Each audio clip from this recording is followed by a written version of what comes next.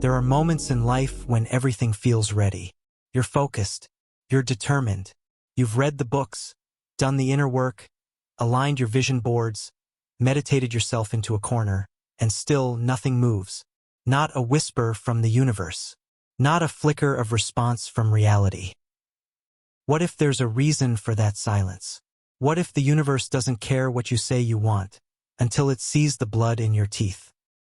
This is not about motivation. This isn't about setting goals. This is about something buried deep in the structure of reality itself. A law so violent and absolute that until you obey it, nothing in your life changes. Not really. That law is the quantum phase transition, the moment nature doesn't just shift, it snaps. You're about to witness a brutal truth that most transformation content avoids like a disease. Real change doesn't look like progress. It looks like destruction. It doesn't feel aligned. It feels like betrayal, like madness, like the laws of your life are crumbling. Because they are. This isn't self-help. This is physics. In the quantum world, particles do not evolve gently. They resist. They resist. And then, under precise, unforgiving pressure, they break. What emerges isn't a better version of the old. It's a new species, a form that couldn't exist until the old one was burned to ash. This is how your life changes. And until you reach that threshold, until your reality is so unstable it collapses into a different one, nothing meaningful shifts. That's why this series exists, to expose the invisible pressure point behind all real transformation, to track the ancient, coded algorithm that operates in every leap, from a cell mutating to a civilization revolting to a soul deciding to stop pretending. You'll see how the laws of quantum physics expose the spiritual, psychological, and emotional glitch in the system. You'll understand why you feel most insane right before you break through, and why the universe only responds when you step into irreversible tension. You'll feel the truth of it in your bones. And when the moment comes, you won't flinch. You'll cross.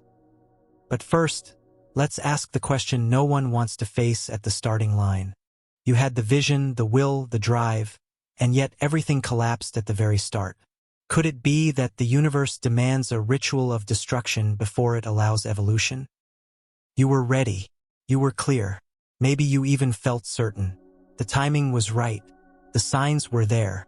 It finally felt like something in your life was lining up. And then silence, resistance, collapse. The shift you swore was destined became a flatline.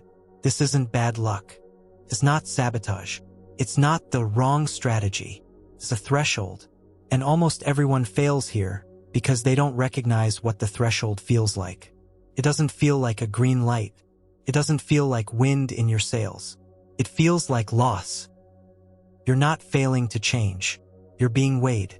Every time a person decides to truly alter the trajectory of their life, not just superficially, not just adjusting routines, but at the level of who they are, they enter a zone that physics recognizes as a critical point.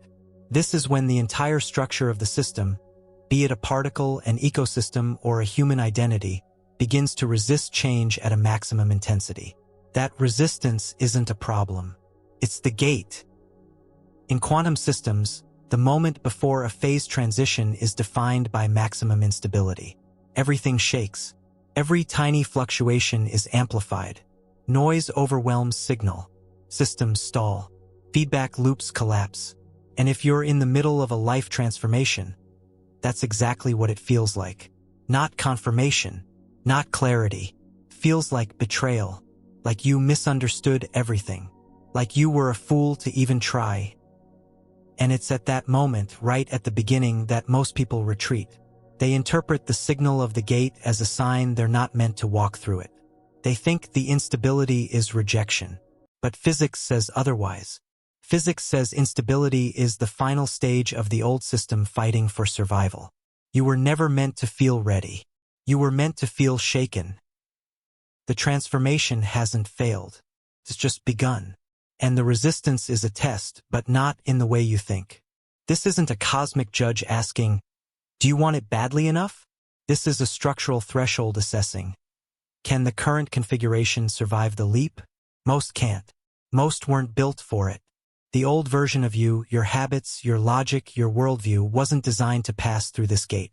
That's why it starts falling apart at the start. You thought transformation would begin after the decision. But the quantum world says, transformation is the collapse. The shift doesn't start when things feel better. It starts when everything breaks. Next, we will strip the illusion further. You've seen how transformation disguises itself as failure at the moment of initiation. But now ask this, now that you've seen transformation collapse before it even begins, what if the barrier isn't personal at all, but written into the quantum structure of reality? Let's step deeper into the code that runs everything. You've heard the advice, the universe tests you, but what if this isn't metaphor? What if the cosmos isn't watching your character, but measuring your energetic friction? In quantum mechanics, there's a terrifying concept called energy barriers.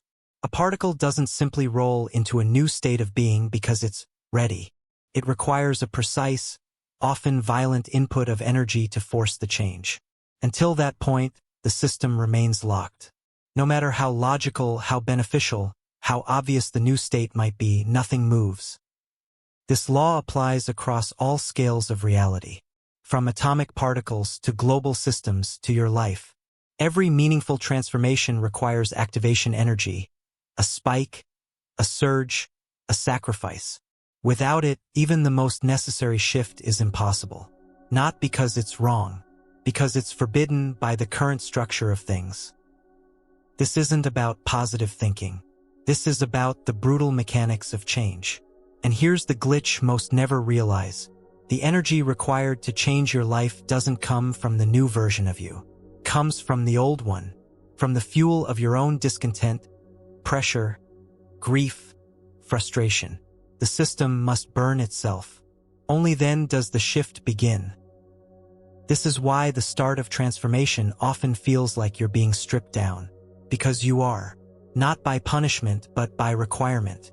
Your system must surrender enough tension, enough signal, enough energy to force a break in the laws that have kept your life stable.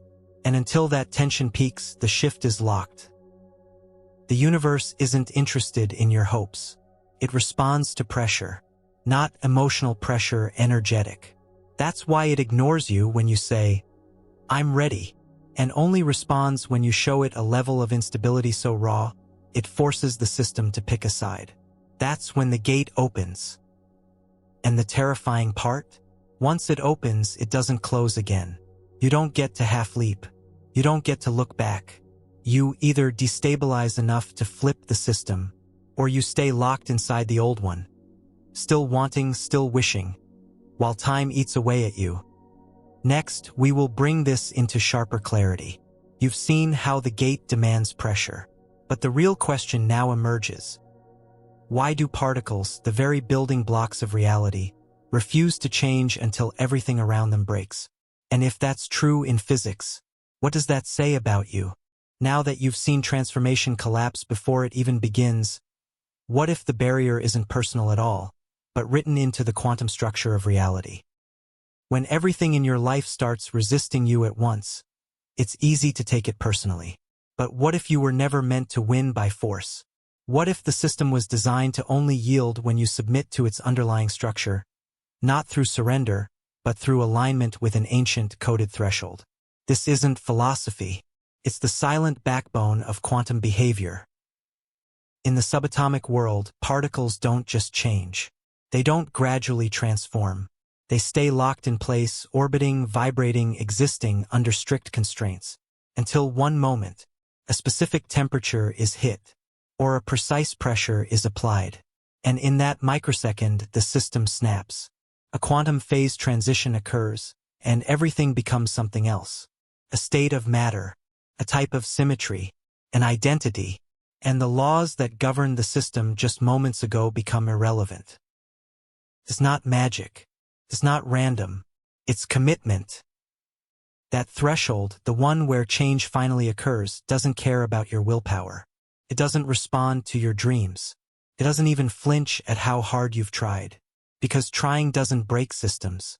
Tension does. The The particle must reach a place where it can no longer maintain itself under the old rules. Only then does the structure collapse, and the new state become possible. This is what people miss. This is why so many fail at transformation. They think showing up every day is enough. They think consistent effort guarantees reward. But none of that means anything until you approach the critical point, the moment when your system's internal tension becomes so sharp, it triggers irreversibility. That irreversibility is everything, and it comes with a price. Stability dies. Nothing feels certain anymore. The world doesn't make sense. Old plans fall apart. Identities crack, and reality begins distorting in uncomfortable ways. It's not personal. It's phase turbulence. And just like in the quantum realm, your life starts to exhibit critical fluctuations. This is when you can no longer predict what's going to happen next. You start seeing feedback loops, strange synchronicities, wild reversals, shifts in people around you, sudden events that pull you violently out of your familiar path. They are not coincidences. They are the system fraying, because you are approaching the threshold. And here's the brutal truth. Most people turn back at the threshold, because nothing about it feels divine, or enlightened, or peaceful. Feels insane. Feels like sabotage, because your reality has been operating under one set of instructions, and now those instructions are being overwritten line by line at the source code level. The laws of physics aren't testing you for fun. They're measuring whether your configuration is still sustainable. If it is, you won't shift. If it's not, you break through. So stop looking for permission. Stop waiting for the green light from the universe. It doesn't speak in colors. It speaks in cracks, in pressure, in decay. And when the system finally collapses under that pressure, it doesn't die. It becomes something that was never accessible before. And it never returns to what it was. Not because you chose it, but because it's been written into the nature of reality itself, that once a critical threshold is crossed, the identity of the system is forever altered. Next, we go deeper. You've seen how pressure builds and systems begin to crack. Now ask. We've entered the quantum domain. But why does nature lock itself into old identities until a violent, irreversible shift occurs? Everything in nature resists change until it doesn't. And when it doesn't creep forward. It snaps. The identity of a system, whether that system is a single atom or a human being, is governed by internal coherence, patterns of symmetry, energy distributions, habitual pathways. And as long as that system is stable, it continues being what it is. Not because it's optimal, but because it's stable. Stability is seductive, feels like safety. It mimics certainty. But in physics, stability is the enemy of transformation. It is the cage, and nature doesn't let go of its form just because something better is possible. It lets go because the current form becomes untenable. Take a solid block of ice. As the temperature rises, the molecules within it vibrate more intensely. But they don't change form. Not right away. They resist. Because the internal structure, the crystalline lattice that defines ice, is still intact. Even though heat is pouring into the system, even though transformation should be possible, nothing changes. Then suddenly one final degree, and the lattice breaks, the phase shifts, ice becomes water, the identity changes. Permanently. That moment, that final degree is the phase transition. It's the snap point, and in your life it operates exactly the same way. You add insight, discipline, inspiration, pain, and nothing changes until the system reaches the point of critical collapse. Then suddenly everything transforms at once, not through decision, through instability. Why does nature do this? Because partial change is dangerous. A half-melted structure is useless, cannot fulfill either form's function. A particle that is halfway between two states is unstable, volatile. In nature, you are either one thing or another. There is no safety in between. This is why real change in life feels violent. Because it must be. The old structure doesn't just shift. It breaks. This is why relationships dissolve overnight. Why careers collapse in a blink. Why identities you held for decades fall apart in a week. It wasn't sudden. It was cumulative instability, pressurized over time, until the structure couldn't hold anymore. This is also why most people get stuck in almost change, because they believe they're melting, when really, they're just getting hotter. They sense pressure. They feel movement, but they refuse to let the lattice collapse. They hold onto the shape of the old life while fantasizing about the fluidity of the new one. But until the structure snaps, the state doesn't shift. This is the paradox of transformation. The moment you feel like you're about to lose everything is the moment you are closest to becoming something else. And unless that breaking happens, you're just a particle vibrating harder and harder in the same place. This is the trap of spiritual bypass. This is the dead zone of mindset hacks. This is why therapy, affirmations, journaling, coaching, all of it can still fail if the structure isn't allowed to collapse. Because only collapse initiates change. Only breakdown resets the equation. Only the violent disruption of form allows for a new phase to take shape. Next, we will uncover an even more unsettling truth. You've seen how collapse precedes identity shift. But what does that say about every slow, methodical plan you've been building?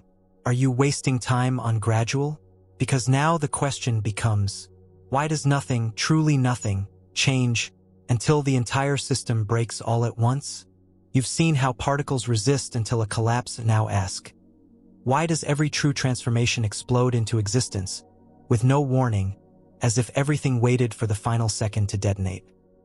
It's comforting to believe in gradual evolution, the slow arc, the step-by-step plan, the gentle curve of betterment. But nature tells a darker story. Particle doesn't ease into its next state. A superconductor doesn't slowly lose resistance. A black hole doesn't gently form. Across the physical universe, transformation is not a path. It's a rupture. It builds in silence, in tension, in pressure, and then, in one blinding instant, it snaps reality into a new identity. There is no bridge, no middle ground, no partial version of the next form. The system holds, and then, without negotiation, it becomes something it could not become incrementally. This is the law of quantum phase transition, and it's not just scientific. It's spiritual, psychological, existential. In your life, this explains every moment that seemed to shift your world overnight. That job that ended suddenly. That breakup you didn't see coming. That flash of knowing that split you in two. You tell yourself it was building, that the signs were always there. But that's not how systems behave. The transformation wasn't happening slowly. The instability was building silently. The form wasn't kind of changing. It was resisting at all costs. Until it couldn't. Then it flipped. That's not gradual. That's quantum. You can fool yourself for years. You can think you're changing because you're consuming better ideas, running better routines, setting better goals. But if the system doesn't flip, you haven't changed. You've just gotten better at being the old version of yourself. Gradualism is the lie comfort tells you to avoid the pressure of collapse. Because collapse feels like chaos. But to the structure of nature, collapse is order restoring itself at a higher level. This is why so many people live in the purgatory of 90% done. They sense the shift. They've applied heat. They've reached thresholds of clarity that feel meaningful. But they won't give up control. They won't allow the bridge to burn. And without that, the shift cannot complete. Because a new form can't exist alongside the old one. It must replace it. Utterly, suddenly, without compromise. And this is why so many lives stall at the edge of greatness. Because the moment that demands surrender looks like the end of everything. But it's not. It's the only real beginning. Gradualism can build skills, habits, preparation, but not identity. Not at the deepest level. Because identity, like matter, is organized around stable states. And to shift those, you need a trigger, point where everything snaps. And once it snaps, it's done. No wondering, no confusion, just new laws, new structure, a different you. And the world reflects it, not slowly, immediately, because reality doesn't respond to effort. It responds to state. You've tried to change slowly. Now you know why it didn't work. Not because you failed, but because the rules were never designed to let you cross over gently. You weren't meant to evolve in safety. You were meant to break and be reborn. Fully, completely, all at once, or not at all. Next, we will descend into the place few dare to go. Now that you understand change is instant, why does the second before that shift feel like death? Why does the final inch right before breakthrough become the most excruciating stretch of all? What is the universe doing in that unbearable silence? If nature is gearing up for a phase shift, why must it first mimic total destruction? The final stage of the old system isn't quiet. It's violent. It rages. It clings. It begs. Because it knows it is about to cease existing. You think nothing's happening. That you're stuck. That you've done all you can and the world still hasn't moved.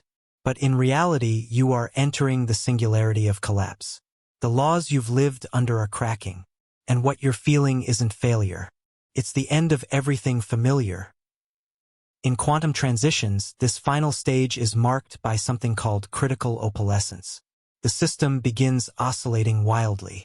Microscopic fluctuations intensify, coherence collapses, and the entire system becomes hypersensitive, on the verge of transformation but not quite there.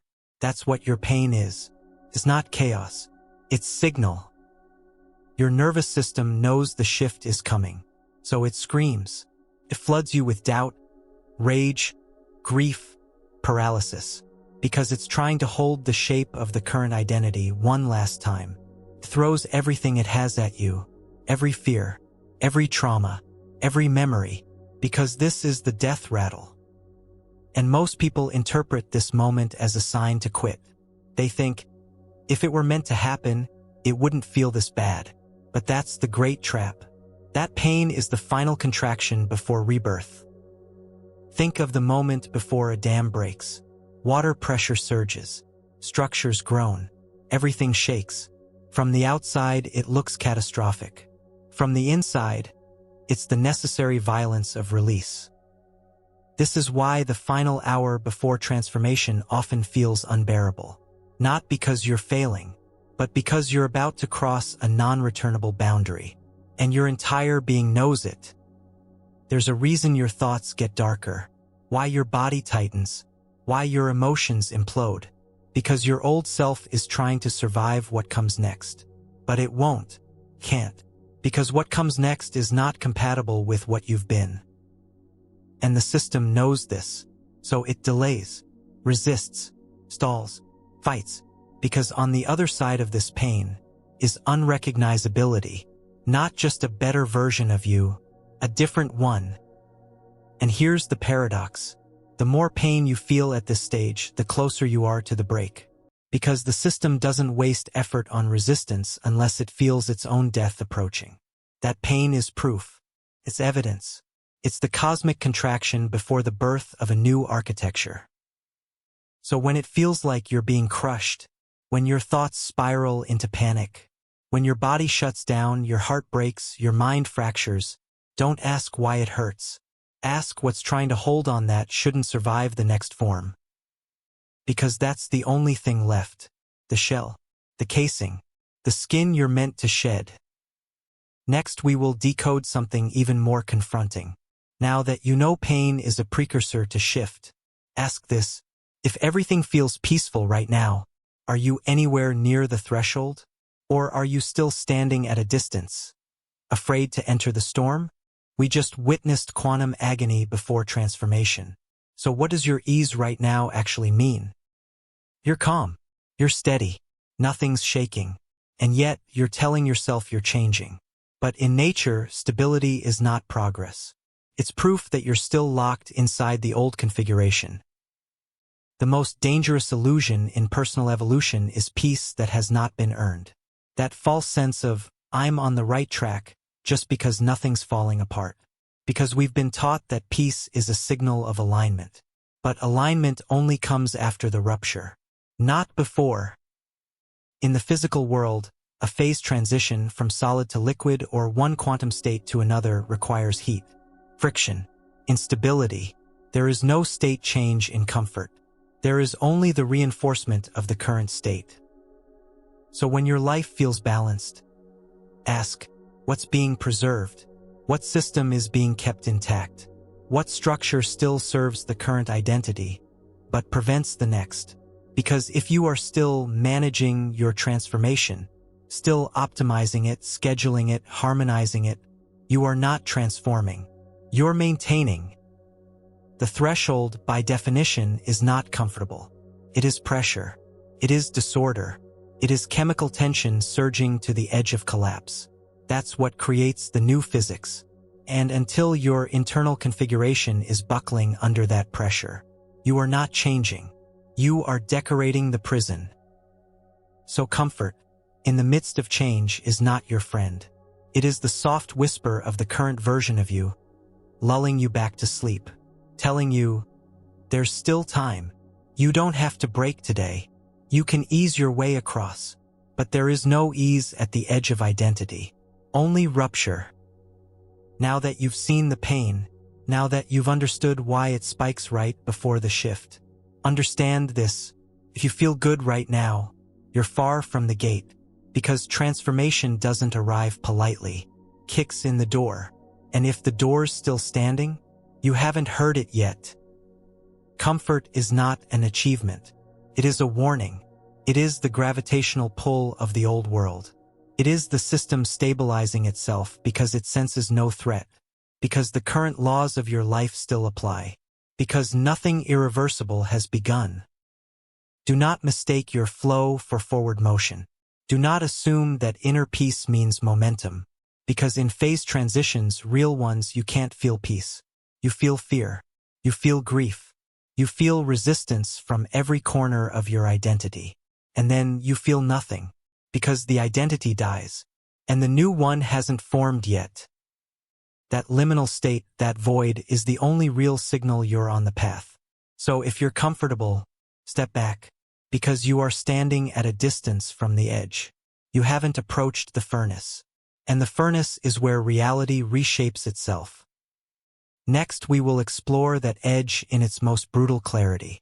Now that you've recognized comfort as a warning, why does the final moment before transformation feel like freefall? Why is it that the greatest leaps only ever happen at the edge of total collapse?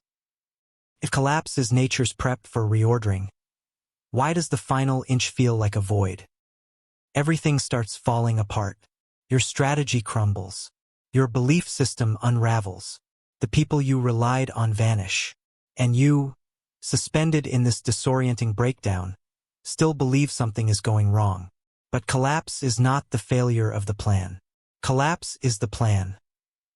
Because in physics, no system reorders itself without first disassembling the previous structure. No identity becomes something new unless the prior architecture is rendered unusable. And that rendering doesn't happen politely. It happens when the foundation is cracked open, when the scaffold is torn down, when the safety is gone. This is why the leap can only happen when the structure has no other option but to leap or cease to exist. Because as long as any fallback remains, as long as the mind can retreat, as long as the system can survive without shifting, it won't shift. You're standing at the brink, looking at the wreckage. This is not a mistake. It's the gate. And the gate only opens when everything else is too broken to rebuild. That's the violent mercy of collapse. Collapse strips you of options. It doesn't present alternatives. It doesn't whisper, choose the new. It roars, choose or disappear. That's when something primitive inside you finally activates. Not the logic, not the discipline, the survival. Because this is when the mind steps aside. An instinct, real, raw, evolutionary instinct, takes over. And it leaps. It doesn't decide to leap. It's thrown. because the system, your life, your identity, your energy field has run out of code. It's reached the end of the current equation. The collapse is not the death of the path. It is the birth of momentum, and that momentum, the pure velocity of change, cannot exist inside order. Only chaos has that speed. Only the void has that pull. That's why the final step before transformation always feels like nothingness. Because your internal compass is spinning, your ego has lost its bearings, and your nervous system, in sheer terror, begins to let go. That letting go is the leap. This is why the greatest breakthroughs happen when you feel like you've lost everything. Because only then can everything be rewritten. Every assumption, every identity layer, every limitation.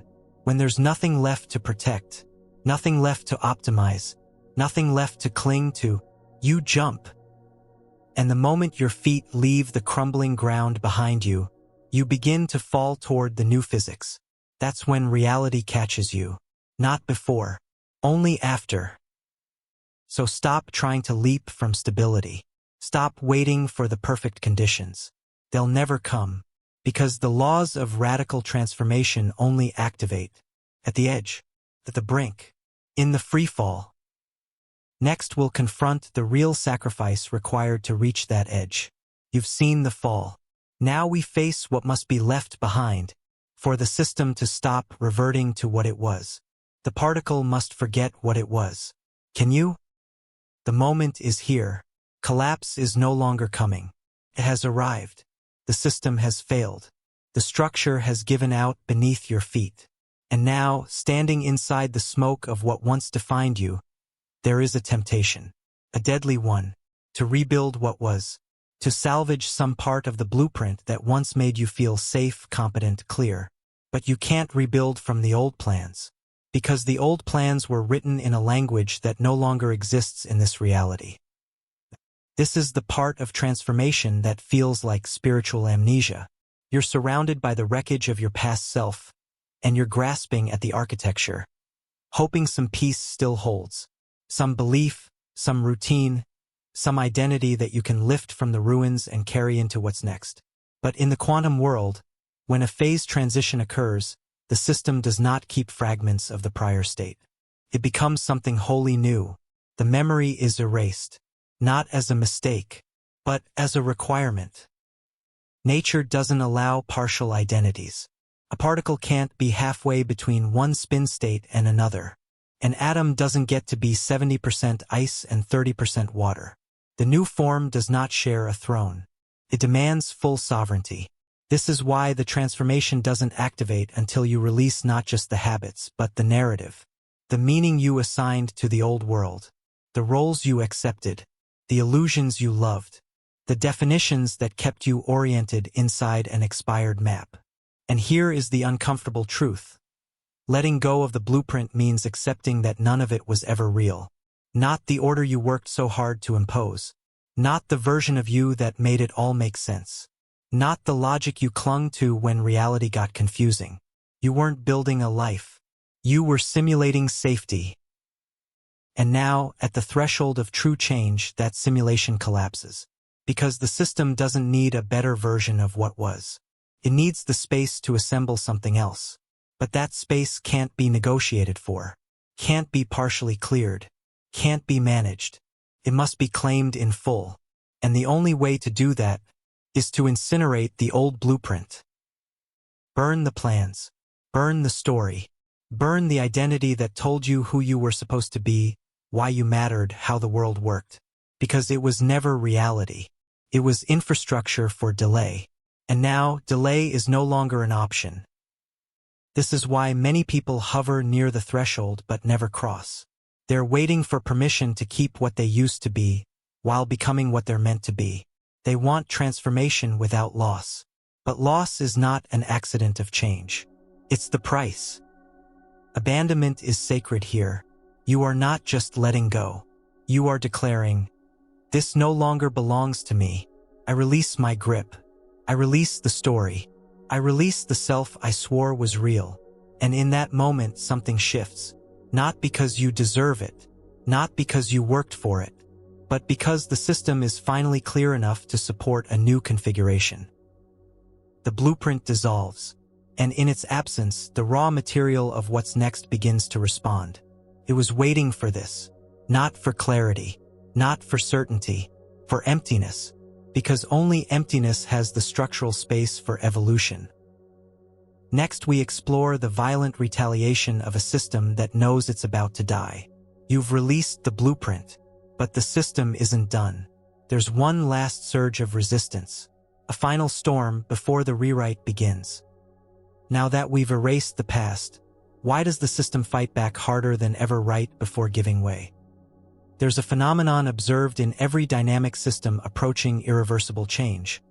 A spike of resistance that doesn't show up early, but late, right before the shift. It looks like chaos, but it's not chaos.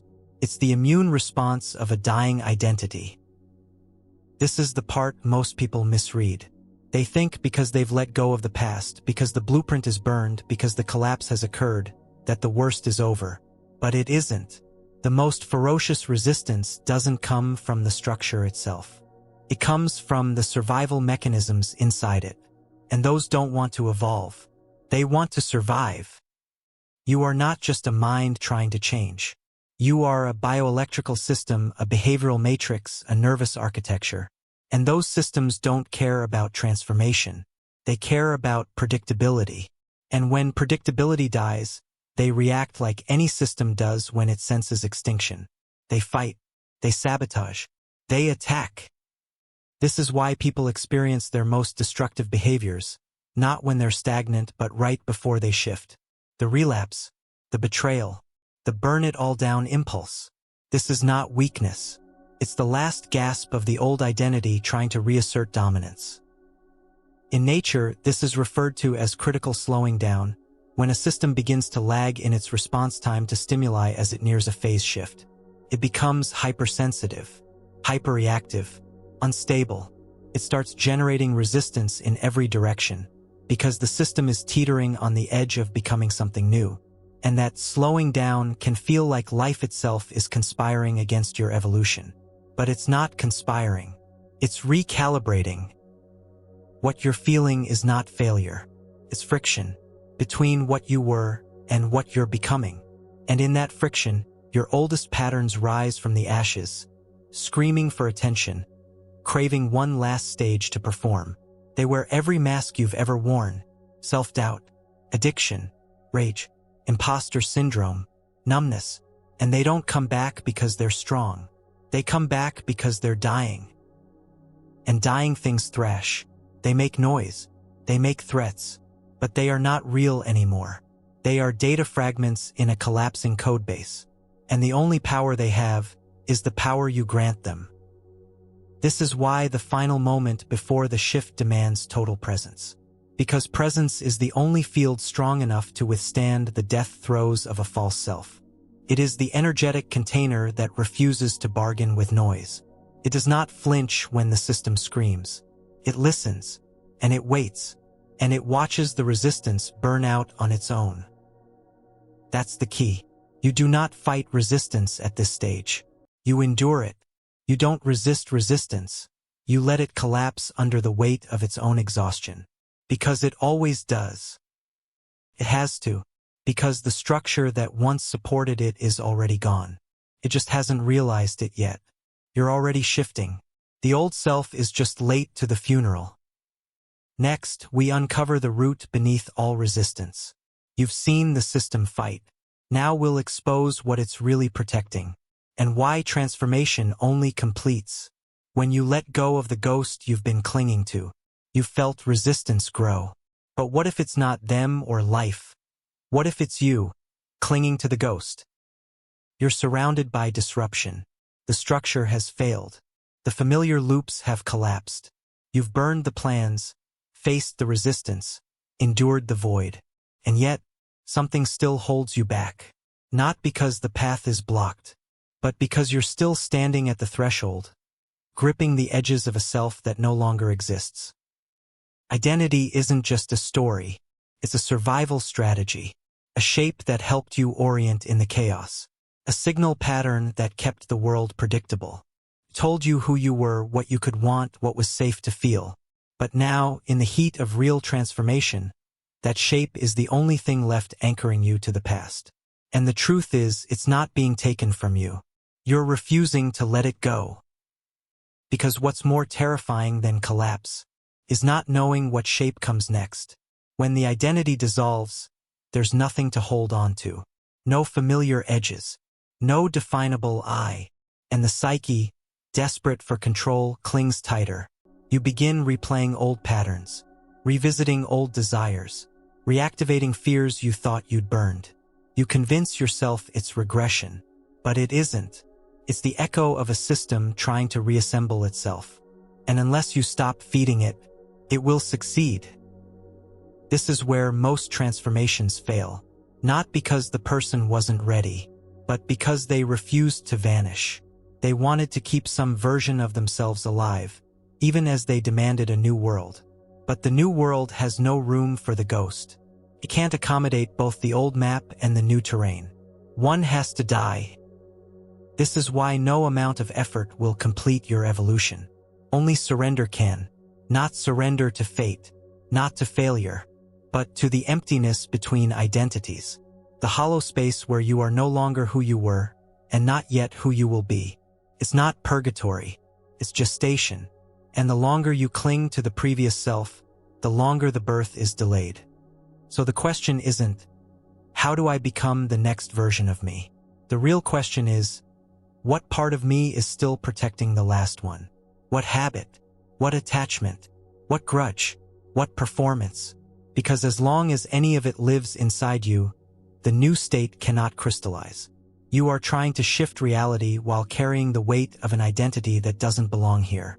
And the system will resist until you let it die. Let it die, not with ritual, not with permission, but with silence. The kind of silence that comes when you no longer argue with reality. The kind that says, I no longer need to be who I was, even if I don't know who I'm becoming. That's where the transformation finishes. Not with clarity, but with disappearance. Next, we step into the eerie space that follows this vanishing.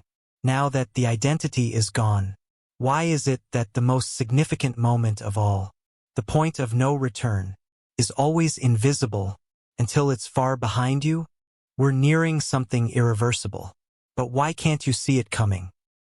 You expect trumpets, a sign, a warning, a flicker of light to say, this is the moment your life will never be the same. But transformation doesn't announce itself. It doesn't mark the doorway with symbols. It only becomes obvious after you've walked through. And by then, there's no going back. This is the paradox of crossing thresholds. In stories, the hero always knows the moment they leave home. The map burns, the mentor appears, the bridge collapses. But in real life, the threshold hides itself inside ordinary moments. It buries itself in the days you think are still reversible. And then, suddenly you realize, there's no way back, because the self that could have gone back is already gone.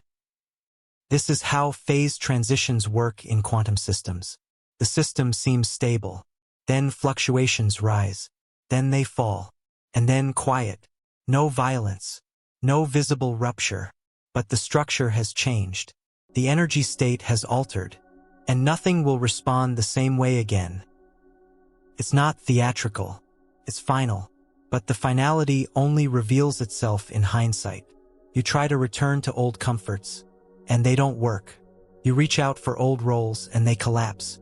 You run scripts that once made you feel strong, and you feel nothing. It's not rejection. It's that reality no longer recognizes the version of you that created those outcomes. This is the moment the transformation reveals itself. You thought you were in transition, but the transition is over. The shift happened in the silence between breakdown and becoming. While you were still grieving the collapse, the structure rebuilt itself, without asking your permission. And now, you're in the new world. But your mind hasn't caught up, still looking for signs, still wondering when the moment will come. It doesn't realize it already did. Quietly, brutally, precisely. And now the system has reconfigured. You don't feel it yet, but reality does. It's already moving around you, reshaping your feedback, rewriting your patterns. Because the point of no return wasn't a leap. It was a drift. You were already mid-air before you noticed you left the ground. This is the danger of assuming the transformation will feel dramatic. You might not recognize it. And in that delay, you'll keep trying to use tools that no longer apply. You'll try to fix problems that aren't yours anymore. You'll try to play a character the universe stopped casting. But no one will say anything. They'll just drift away. Because the signal you're emitting now is no longer compatible with that script. You can pretend, but it won't land. You can perform, but it won't activate the past. Because the past is gone. Not symbolically, functionally. Your system has crossed over. And now, your only job is to stop looking for the line you crossed and start honoring the identity that crossed it. Next, we'll explore what happens when you accept this crossing. But your life remains eerily silent. Why, even after total collapse, total surrender, and the final irreversible shift, does reality seem to pause until you destroy the last thing you were hoping to save? We're beyond the threshold. So why does nothing respond until you destroy every path back? You've crossed. The identity has dissolved. The old structure is gone. And still, the universe doesn't answer. You wait for the shift to echo. You expect the signal to bounce back. But all you get is silence. Not resistance. Not chaos. Just nothing. And in that nothing, doubt returns. You start to wonder, did it even happen? But it did. And that silence isn't a punishment. It's a demand. Because there's one final act left. The most dangerous. The most sacred. Burning the bridge. Not metaphorically. Functionally. Erasing the path that could lead you back. Even if you begged. This is the part of transformation no one teaches. They tell you to move forward. They celebrate your courage. But they never tell you what's required to make the shift irreversible. You must destroy the option to undo it. You must signal to the universe that you're not trying out a new identity. You're inhabiting it. Fully. No exit strategy. No safety line. Until that happens, the system doesn't stabilize. Because from the outside, you look undecided. Energetically, you are still straddling realities. And the laws of emergence will not construct a future for someone who hasn't chosen to collapse the past. In quantum transitions, this moment is known. It's when the system has crossed the critical point, but hasn't fully reformed. And until the variables from the previous state are completely removed, the new phase cannot assert dominance. It exists in limbo, potential, not form. That's what your life is now. A swirling field of probability, waiting for you to say, there is no going back. This is why nothing moves. Not because you're wrong, but because the system is waiting to see. Will you flinch? Will you crawl back? Will you let the fear of emptiness outweigh the necessity of permanence? If so, the gate seals again. If not, if you torch the bridge with no fanfare, no ceremony, no applause, then reality responds. Not with thunder, not with epiphany, with movement, sudden, unexpected, unmistakable. Because only after the bridge is burned can energy stop leaking into the past. Only then can momentum consolidate. Only then does gravity shift. And the new identity begins to generate a field of response. This is why people get stuck after the threshold. Because they think the hard part is over. But there's no full reformation without the ritual of no return. And it's not symbolic. It's energetic. You delete the number. You decline the invitation. You turn down the offer. You stop trying to explain. You erase the file. You cut the cord. You delete the backup. You stop carrying the ashes. And in that space, the system rewrites. Silence ends. And motion begins. Next, we descend into the signal underneath that silence. You've burned the bridge. You've done everything right. So why does your body still hurt? Why does the pain remain? Even now, you thought pain meant failure. But what if it's the birth scream of the new system? Everything should feel better now. You've survived the storm. You've released the past. You've committed to the unknown. But something's wrong. Your chest is heavy. Your thoughts are fractured. Your body pulses with a pain that logic can't explain. The shift is done. So why does it still feel like you're bleeding? Because you are. You're not hurting because the process failed. You're hurting because the structure is still dying. And death, even when chosen, leaves residue. Energy doesn't vanish the moment you reject it. It decays. And in that decay, there is suffering. Most people misinterpret this phase. They believe the pain means something went wrong, that they made a mistake, that they missed a step. But in truth, this pain is a signal of accuracy. It is proof that the transformation went deeper than your conscious awareness could track. It is your body catching up. It is your nervous system recalibrating. It is your field flushing out the codes of a version of you that can no longer exist. This is what no one warns you about, that after the shift, there is grief. Not for the lost opportunity, not for the missed dream, but for the self who didn't survive the evolution. That self was real. It built things. It loved people. It survived chaos. And now it's gone. Not shunned. Not failed. Gone. And your system mourns that. Even if you're ready. Even if you're proud. There is no bypass around the funeral. You thought suffering was a punishment for misalignment. But pain isn't proof of failure. It's the residue of an identity being exorcised. It's memory unraveling from muscle. It's the slow withdrawal of frequencies you lived inside for years. They're leaving now, but they don't go quietly.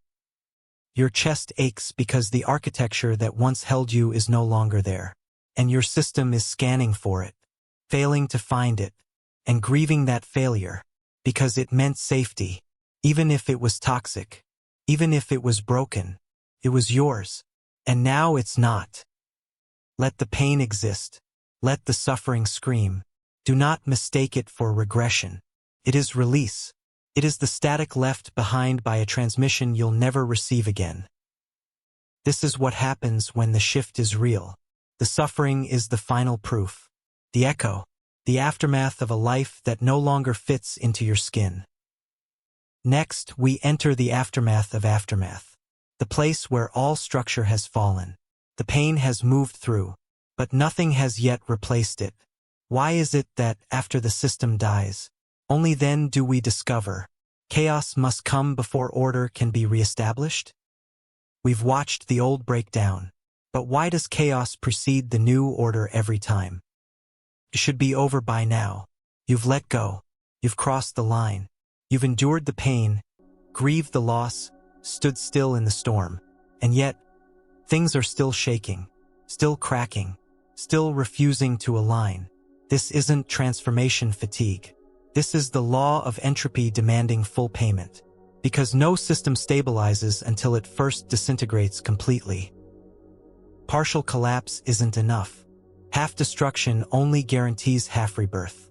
Until every outdated loop has been destroyed, until every root of the expired self has been unearthed, stability cannot form. Not because you're broken, because stability requires a clean substrate. And right now, you're still standing on fractured ground. This is why reality keeps spinning. Not because it's lost, because it's rearranging. But to rearrange, the system must dissolve all pattern memory. It must forget how things used to work. That forgetting looks like chaos, like misfires, like nothing responding. But underneath it all, repatterning is happening. The code is still running, you just don't recognize the shape yet. Think of a city after an earthquake. Buildings leveled, power lines cut, roads buried under rubble. You wouldn't expect stability the next day. You'd expect dust. Instability isn't the absence of growth. It's the precursor to a new structural logic. And until that logic forms, nothing is allowed to settle. This is why everything feels unrecognizable right now.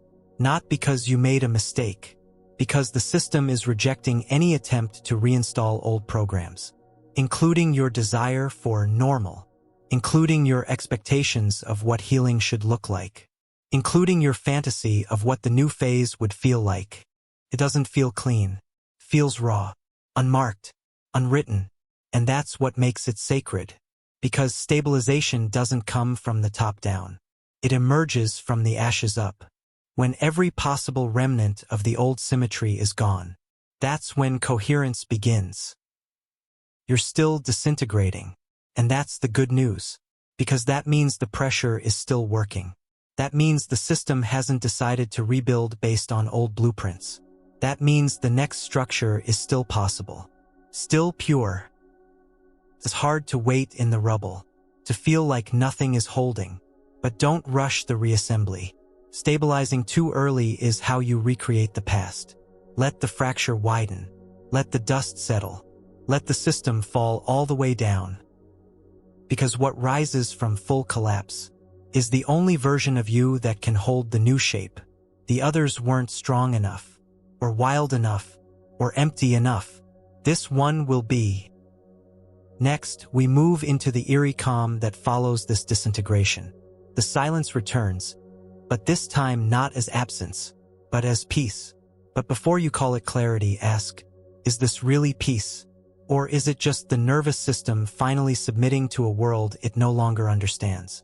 You're in the new structure, but what if peace is just your nervous system finally surrendering to the quantum rewrite? The chaos has settled. The pain has dulled. The world feels quieter. For the first time in what feels like forever, your system isn't screaming. No alarms, no collapse, just stillness. And yet, there's something strange about the stillness. It doesn't feel like triumph. It doesn't feel like arrival. It feels blank. You're tempted to call it healing, to call it peace. But if you listen carefully, beneath the silence, there's an unease. Not panic, not fear. A kind of surrender that doesn't feel earned. Because it wasn't chosen. It was forced. This is the nervous system entering post-collapse submission.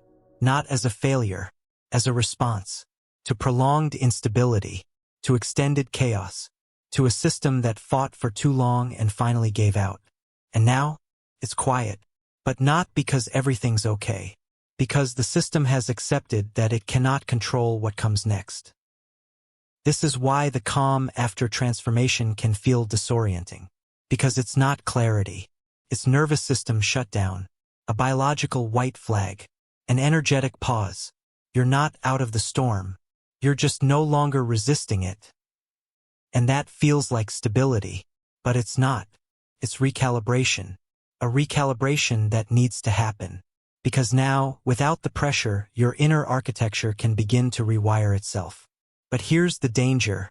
If you mistake this stillness for done, you'll start rebuilding too soon. You'll interpret the quiet as safety and rush to find form. But this quiet is not resolution. It's submission. It's the moment when your body is no longer flinching. Not because the threat is gone, but because it doesn't know what to do anymore. That's not peace. That's neural exhaustion. Let it rest. Let it breathe. Let it re-enter the present without forcing it to assign meaning to what just happened. Because this is the part of the shift that doesn't feel like a breakthrough. It feels like emptiness with no edge. And that emptiness is terrifying unless you see it for what it really is. Space, neutrality, possibility. And the only reason it feels strange is because you're not used to existing without tension. You're not used to life not pushing back. You're not used to your system not needing to resist something. This isn't peace. This is the absence of war. And it's the first requirement of becoming someone who knows what it means to build something real. From presence. From silence. From a nervous system that isn't braced for collapse. So if this moment feels dull, or flat, or strangely hollow, don't fill it. Don't fix it. Don't assume something's missing. What you're feeling is the first breath in a world that isn't trying to kill you. And the system doesn't quite know what to do with that yet. Let it relearn. Let it remember what stillness means. Because very soon, you'll see that stillness isn't the end of your transformation. It's the foundation. Next, we confront the laws that govern this new foundation. You've entered a space of neutrality, but the rules you once lived by, they no longer apply. And now the question becomes, Why do none of your old tools work anymore? Everything you knew has stopped working. Why doesn't the universe accept your experience anymore? You wake up in the new world expecting the old rules to still work. You reach for the frameworks, the coping mechanisms, the tricks you used to navigate reality. They worked before. They built things, held relationships, created momentum.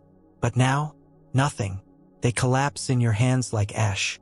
The cause and effect loops have broken. The formulas yield silence. And you start to wonder, what's wrong with me? Nothing is wrong.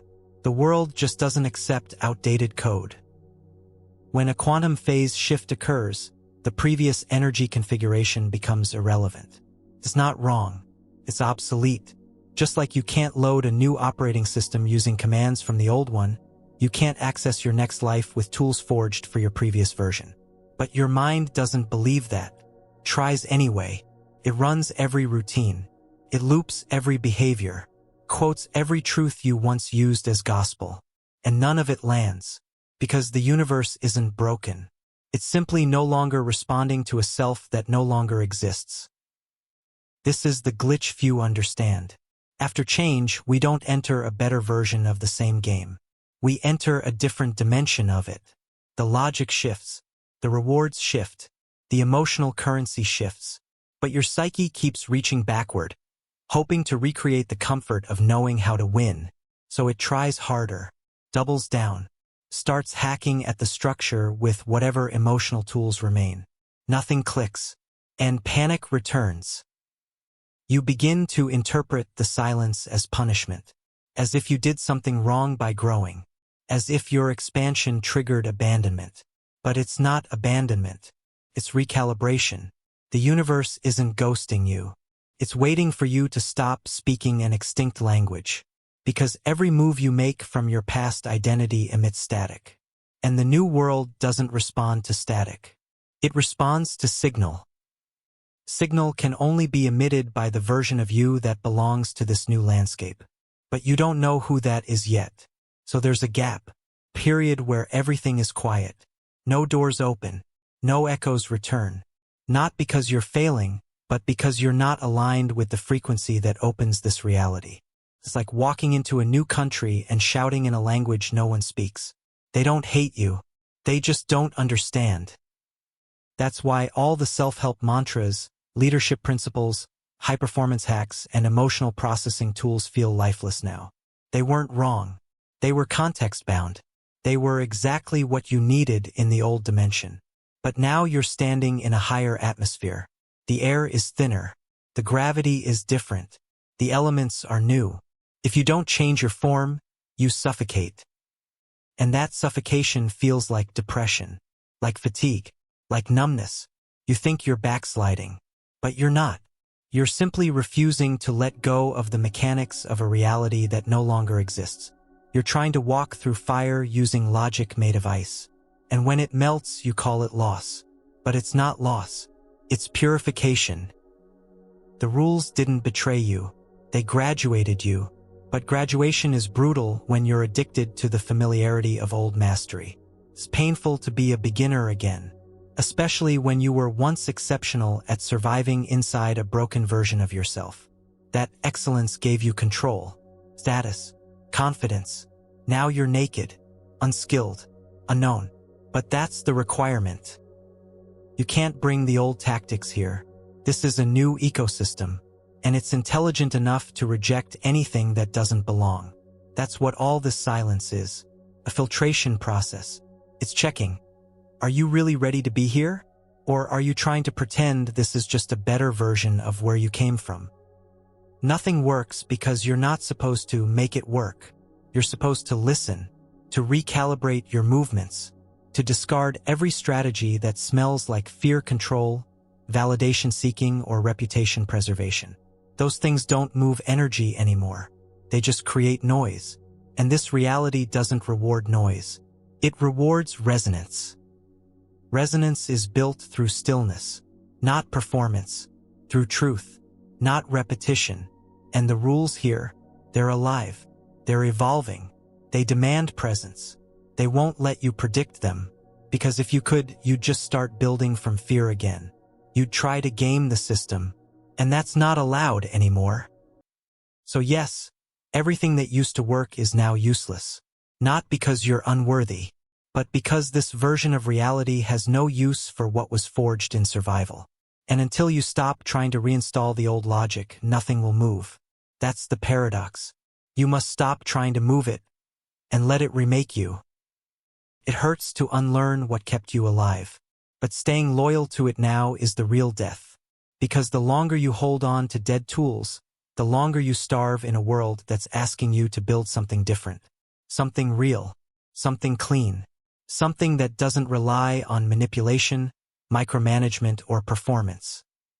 And once that truth is integrated, not just conceptually but physiologically, then the silence begins to respond.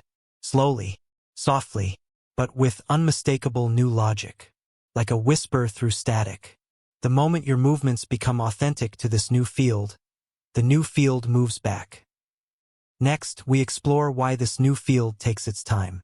Why, even after you stop using the old rules, the new ones don't reveal themselves immediately. Why does memory continue to hijack your future, long after the code has changed? You're trying to live forward. But what if your brain is wired to obey a past that no longer exists? You've stepped across. You've released the logic of your old world. You've surrendered the strategies, the roles, the habits of who you were. But you still feel it. The pull, the echo, the gravitational field of who you used to be. And you start wondering, why?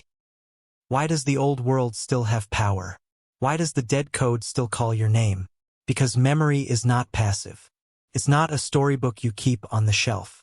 It's an active script looping inside your neurobiology, recalibrating every decision you make, sometimes without permission. And even when you reject the identity, your body remembers the rhythm of how it once survived.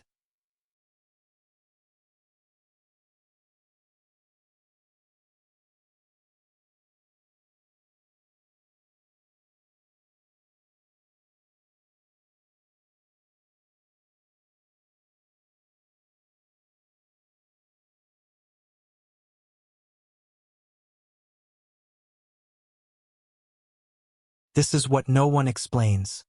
Memory is not about facts. It's about patterns. It's your nervous system logging what helped you avoid pain, gain connection, feel significant. And once logged, those patterns become default behavior. Even if they contradict who you want to become. Even if they pull you into states that sabotage your new timeline. You can let go of identity and still be ruled by its memory.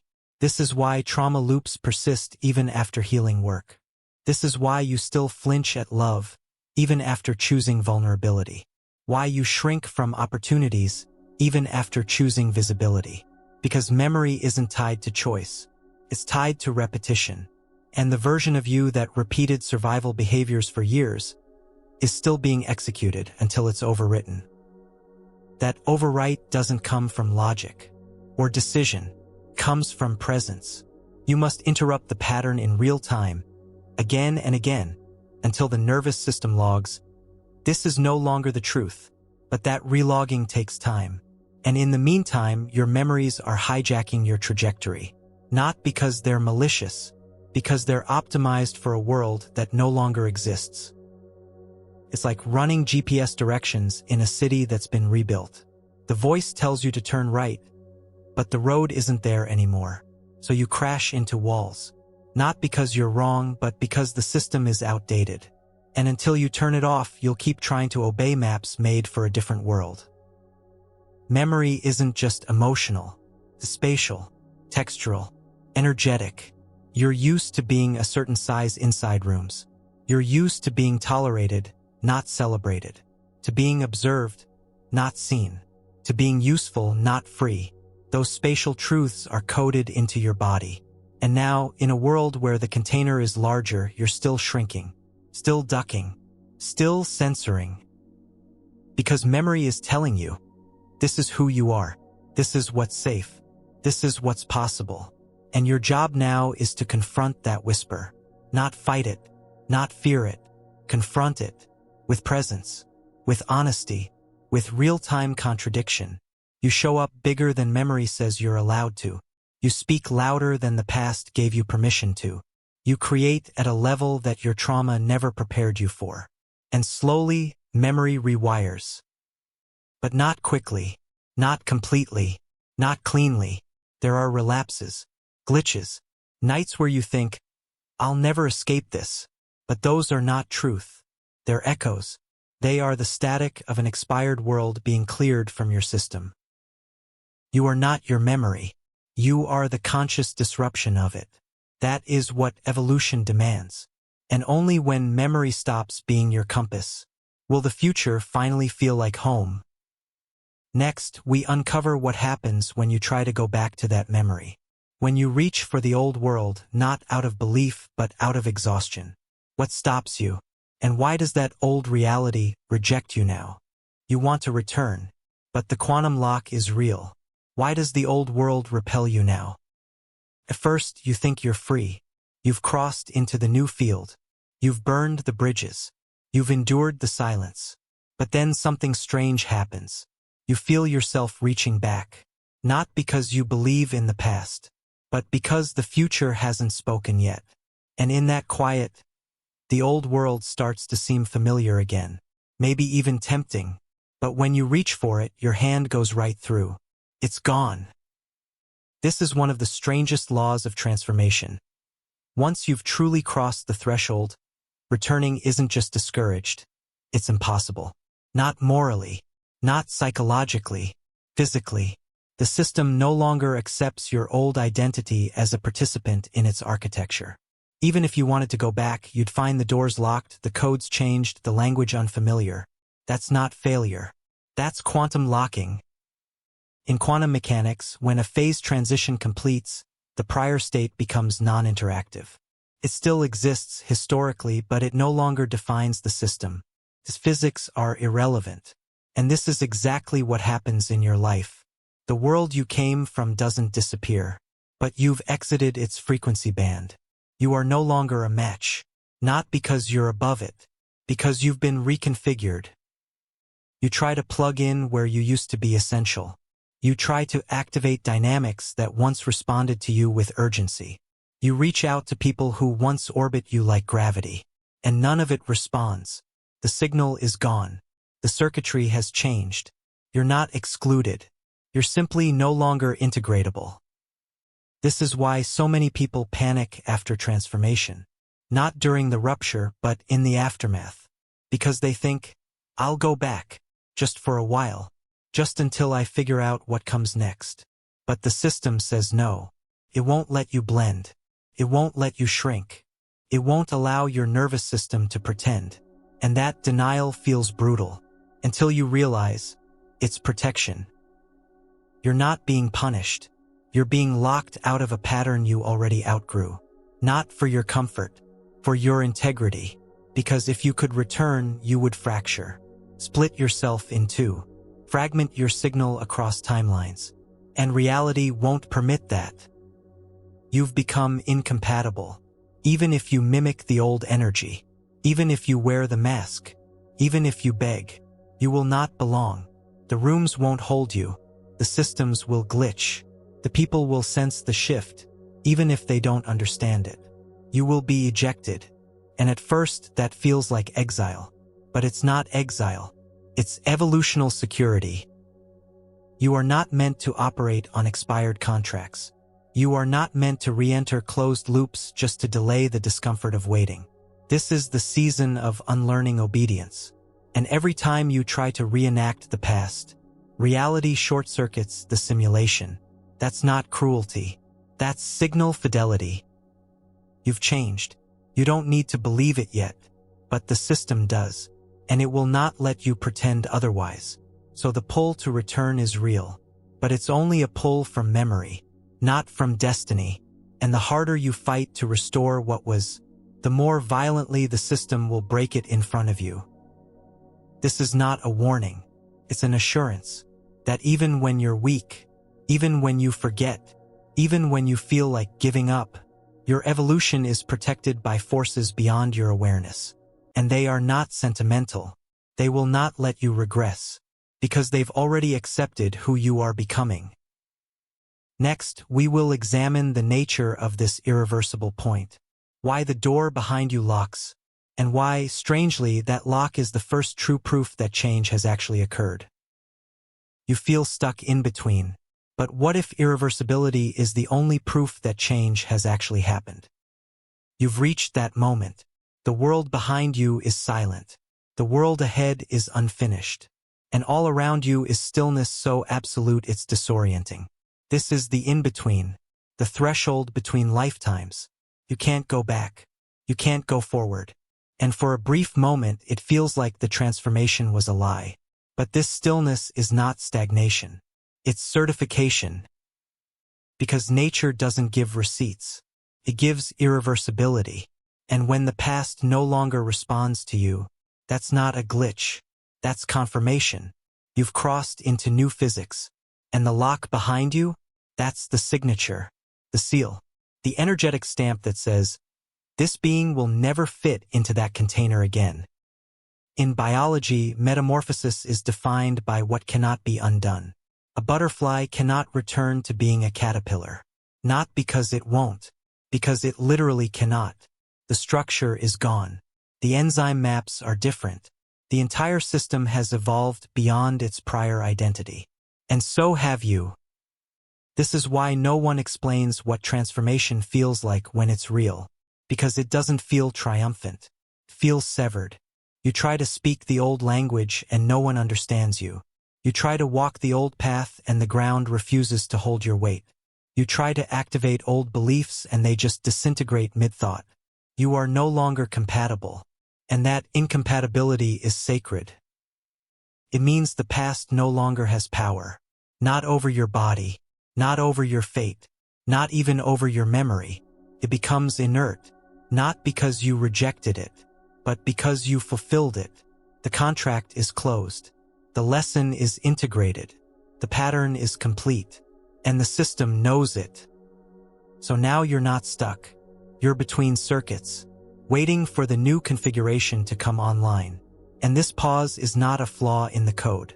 It's the space between inhale and exhale. The body's natural rest before movement reinitiates. Let it hold. Because here's the truth. If you could go back, you would. We all would. To the known, the predictable, the places where we were respected even if we were miserable. But this lock saves you from that regression. It forces you to honor the part of you that chose evolution, even in your weakest hour. It says, you may not feel ready, but you're not who you were, and you're not allowed to pretend. And once you stop fighting the lock, once you stop interpreting the silence as a void, you begin to hear something else. A hum, a pull, the early signals of the new physics initializing. Not because you forced them, but because the system, now that it's protected from reversal, begins to reconfigure itself. The irreversibility was not an ending. It was the beginning of alignment. You are not stuck. You are in preparation for synchrony. And nothing accelerates that process faster than acceptance. Of the lock, of the loss, of the reality that will never again fit into the shape of your old knowing. That's not grief. That's release. So stop searching for proof of transformation in what moves. Look for it in what never returns. The real signal is not progress. It's permanence. And now you have it. The door is sealed. You are unrecognizable to your past. And that, more than anything, is the signature of change. Next, we step into the cost. The exchange the universe demands for this kind of permanence. You've gained the new path. But what did the shift take from you? And why was that loss? The non-negotiable toll. The threshold was real. But why does indecision now bring consequences? You've stood at the edge. You've peeked over. Maybe you even took a step forward. But you hesitated. And something shifted. Not just within you, but in the world around you. Things got worse. Opportunities dried up. Confidence vanished. Systems glitched. It's as if reality sensed your hesitation and started pushing back. Not gently, violently. And you started asking, did I mess this up? No. You signaled uncertainty at the edge of destiny. And nature doesn't tolerate half-steps at the threshold. This is the part most people never see coming. The world doesn't collapse when you're off track. Collapses when you get close and flinch, when you almost leap, when you almost declare, when you almost burn the bridge. Because the threshold is not a place for trying. It's a place for transmission. And if you bring half energy into the gate, the system interprets that as noise. And noise disrupts the rewrite. In physics, unstable configurations are the most volatile. Systems that cannot commit to either state generate chaos. They shake, they distort, they produce erratic outcomes. And the same thing happens in your life. When you send mixed signals, saying yes with your mind but no with your nervous system, reality scrambles. The people around you don't know how to treat you. Your vision doesn't get support. Your energy field repels momentum, because uncertainty has become your dominant frequency. This is why nature punishes half-hearted shifts, because they create interference. They generate energetic pollution, and the universe cannot stabilize a reality around a self that keeps changing its coordinates. So it forces the issue, by taking things away, by increasing pressure, by delivering losses that are not random, they are corrections. Designed to bring clarity. Clarity through pain, through grief, through the sting of watching what once held you disintegrate. Not because it was broken, but because you hesitated. The door opened, you paused, and the system slammed it shut. Not because it was angry, because that moment required full transmission. And you blinked. So now the system is correcting, not out of cruelty, out of structure.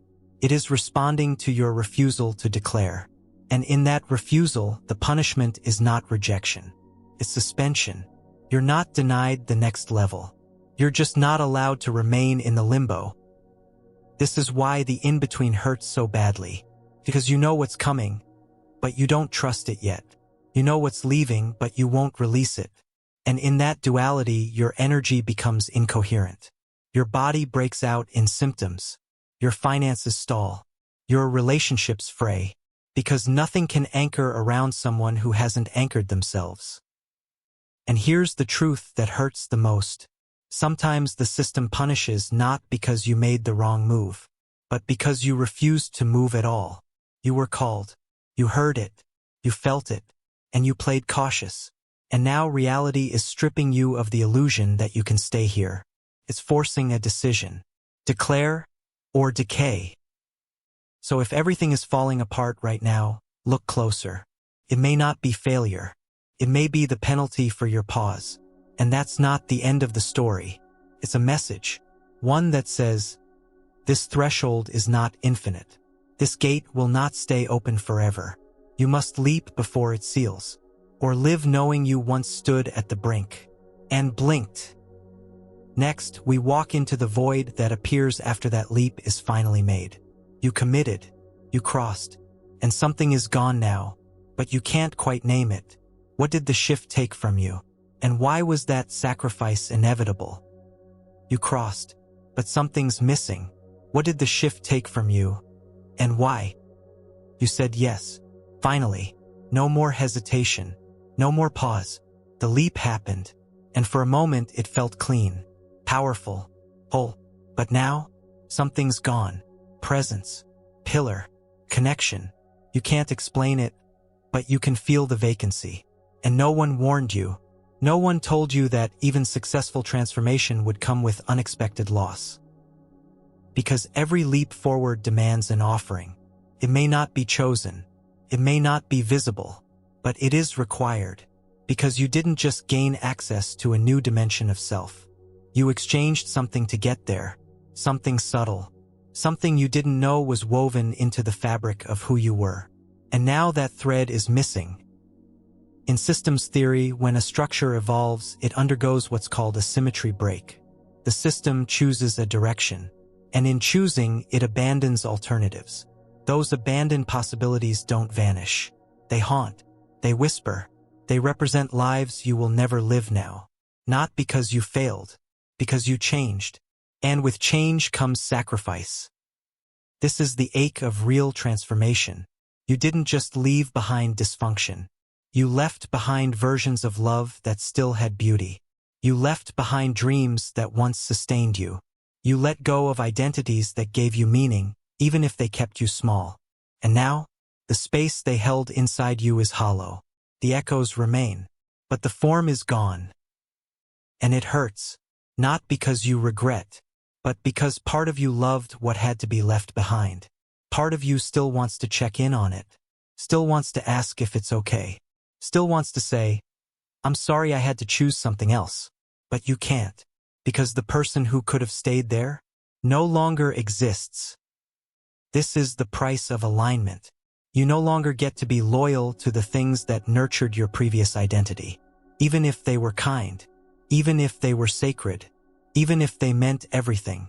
You now belong to what is becoming, and what is becoming has zero nostalgia.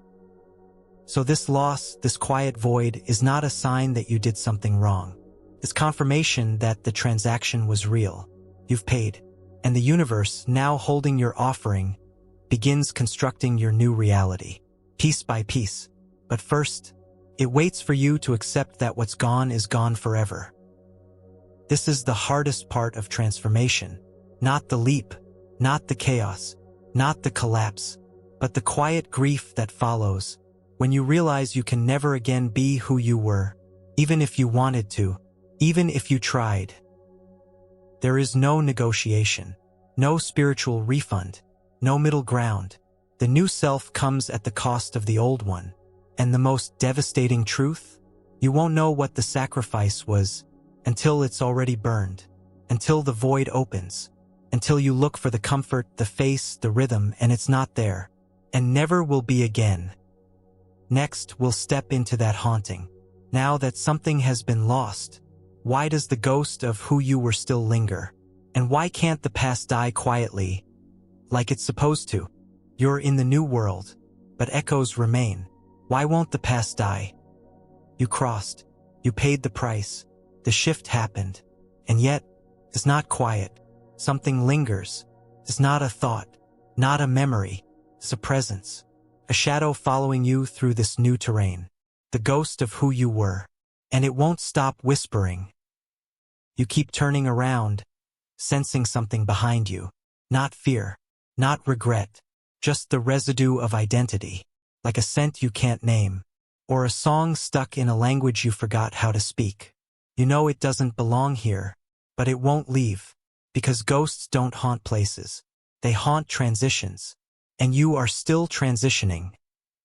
Even now, when your external life reflects the shift, internally, fragments of the old self remain. Neurons wired to obsolete responses, instincts shaped by extinct traumas, micro-loyalties to stories you no longer believe. And they don't vanish on command. They linger, not because you're broken, but because you're still carrying the emotional inertia of who you used to be. This is not failure. This is physics. Momentum doesn't disappear. It transfers. And right now, your new identity is still receiving the aftershock of the old one's collapse. You keep hearing its voice, feeling its needs, reacting in ways that no longer match your context. And that dissonance is disorienting. You're not who you were, but parts of you haven't accepted that yet.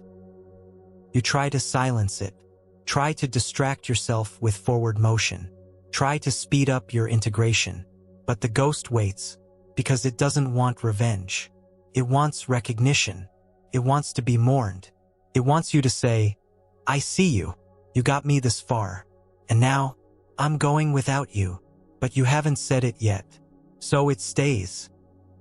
This is the unspoken chapter of transformation, where you must confront the echo, not with judgment, not with shame, but with sacred clarity. That voice in your head telling you to play small? That's not sabotage. That's survival memory. It's the part of you that once had to be hypervigilant, pleasing, careful. It was real. It worked. Until now. And it won't die until you honor its work. You don't need to explain. You don't need to revisit every wound. But you must acknowledge that this version of you was constructed for protection. And now, protection is no longer the goal. Alignment is, evolution is, and that means releasing the armor, even if you loved the way it held you. So yes, the ghost still follows you, because you haven't buried it. Not properly, not ritually, not with the reverence a former self deserves. You moved on physically, but emotionally, you're still tethered. And until you grieve what got left behind, you won't feel fully here. That's the final task, not to forget the old you, but to lay them to rest, not with cruelty, but with ceremony. To say, you did your job, you brought me to the gate, but you cannot cross. I'm walking into something you weren't built for. And then walk on, not faster, just freer, because the ghost only clings to confusion. Once you decide, it vanishes. Next, we enter the emotional cost buried inside this haunting. This isn't just nostalgia. This is grief. And it's not accidental. What if every transformation carries a hidden tax? Not financial, not energetic, but emotional. What if loss is coded into the upgrade? You've lost something, but what if that sadness is baked into all meaningful upgrades? You thought it was just exhaustion. You thought it was just fatigue from change. But this ache in your chest? This low-hum sadness beneath your victories? It won't go away. And that's because it isn't a bug. It's a feature. A grief tax embedded into the structure of transformation. Because evolution demands an exchange. And what it takes is not always visible. You gave up your past. You gave up illusions. You gave up the identity that once made you feel safe, even if it limited you. And now, that loss is whispering, not in anger, but in sorrow, because becoming more always means leaving something behind. And even if what you left was dysfunctional, it had roots, and roots hurt when they're ripped out. This is the grief no one warns you about, because growth is glamorized, but loss is avoided, and yet they're twins, two faces of the same upgrade. The gain is obvious, the grief is hidden, but it lives in the body, in the slow heartbeat, the sudden tears, the longing for a time that never truly worked, but still held you in a familiar way. You thought success would feel cleaner. You thought clarity would feel lighter. But instead, you find yourself nostalgic for confusion. Because confusion at least meant you still belonged to the old system. Now, you don't belong anywhere yet. And grief fills the gap between identities. This is not regression. It's recognition that even liberation has cost. That freedom means letting go of even the things that once brought you warmth. Because warmth is not always good. Sometimes it's just the warmth of a cage you'd grown used to, and stepping into the cold air of truth hurts, even if it's right. You're not failing. You're paying the toll. You're honoring the emotional cost of clarity. And that sadness you feel is not weakness. It's the final proof of your sincerity. Because people who skip this grief, they relapse, they regress, they reconstruct old dynamics in new settings because they never mourned. And mourning is what seals the transformation. You have to cry for the self you no longer are. You have to ache for the rooms you'll never enter again. For the futures you'll never live. Even if those futures were illusions, they were your illusions. And losing them deserves pause, deserves reflection, deserves sacred sadness. Grief doesn't delay your process, completes it. It's the nervous system's way of processing the quantum cut, of smoothing the edges of the rupture, of preparing your biology to anchor into the new version of reality. Without it, you'll glitch, you'll long for ghosts, you'll try to force joy before sorrow is done speaking. So don't rush it. Sit with the loss. Name what didn't make it through the portal. Not to punish yourself, but to honor what got sacrificed so you could arrive here. That sadness you carry is sacred. It's not a problem to be solved. It's a signal that this shift was real. Next, we move deeper into that emotional vacuum. Now that the grief is acknowledged, why does transformation, ironically, leave you more alone than ever? And why does no one show up to meet you once you finally arrive? You made it, So why is nobody here? You thought the hard part was over. You endured the collapse. You crossed the threshold. You left the old behind. But now comes a silence you didn't expect. Not peace, not stillness, but an absence that presses in from every side. Where is everyone? Where is the celebration? Where is the recognition for surviving your own personal extinction? You scroll through the contacts. You revisit conversations. You look for signs that someone noticed, that someone saw the cost, that someone understands what it took to become this version of you. But the messages are quiet. The rooms are empty. And suddenly, transformation feels like exile. This isn't social loneliness. It's existential displacement. You don't fit where you used to. You've changed the signal you emit. And people you once resonated with don't feel you anymore. It's not their fault. It's not yours. It's physics. When a particle shifts state, it no longer occupies the same field. And neither do you. You are no longer accessible in the same way. Your boundaries have changed. Your vibrational range has narrowed into precision. And in that narrowing, the crowd disappears. Because what was once close is now light years away. Not because you're above them, but because you're moving on a frequency they can't yet hear. This is what no one tells you, that the real reward of transformation is not applause. The solitude, because only in solitude can the system stabilize the new signal. It's not punishment, it's calibration, and it feels like loneliness until you realize you're not waiting for people to join you. You're learning how to exist without needing them to. This is the phase of self-intimacy, of meeting the new version of you in silence, and witnessing who shows up, not because of obligation, not because of shared past, but because they feel you now, the real you, and that takes time. Because the world still remembers the old version, and it hasn't caught up yet. You are ahead of your context. You have shifted faster than your external life can respond. And in that gap, you will feel alone. It doesn't mean the transformation failed. It means it succeeded too well. And now the system needs time to reconfigure around you. But that time is agonizing, because you thought crossing would bring reunion. Instead, it brings deconstruction of your former network, of shared assumptions, shared values, shared language, and you're left speaking a new dialect of reality that no one around you understands. So you go quiet, you stop explaining, you stop trying to translate, you sit in the ache, and somewhere inside it you realize this loneliness isn't absence, it's presence. It's you, finally untethered from roles you outgrew. It's you, no longer needing mirrors to reflect your worth. It's you, reintroducing yourself to your own signal, uninterrupted. Next, we ask a brutal question.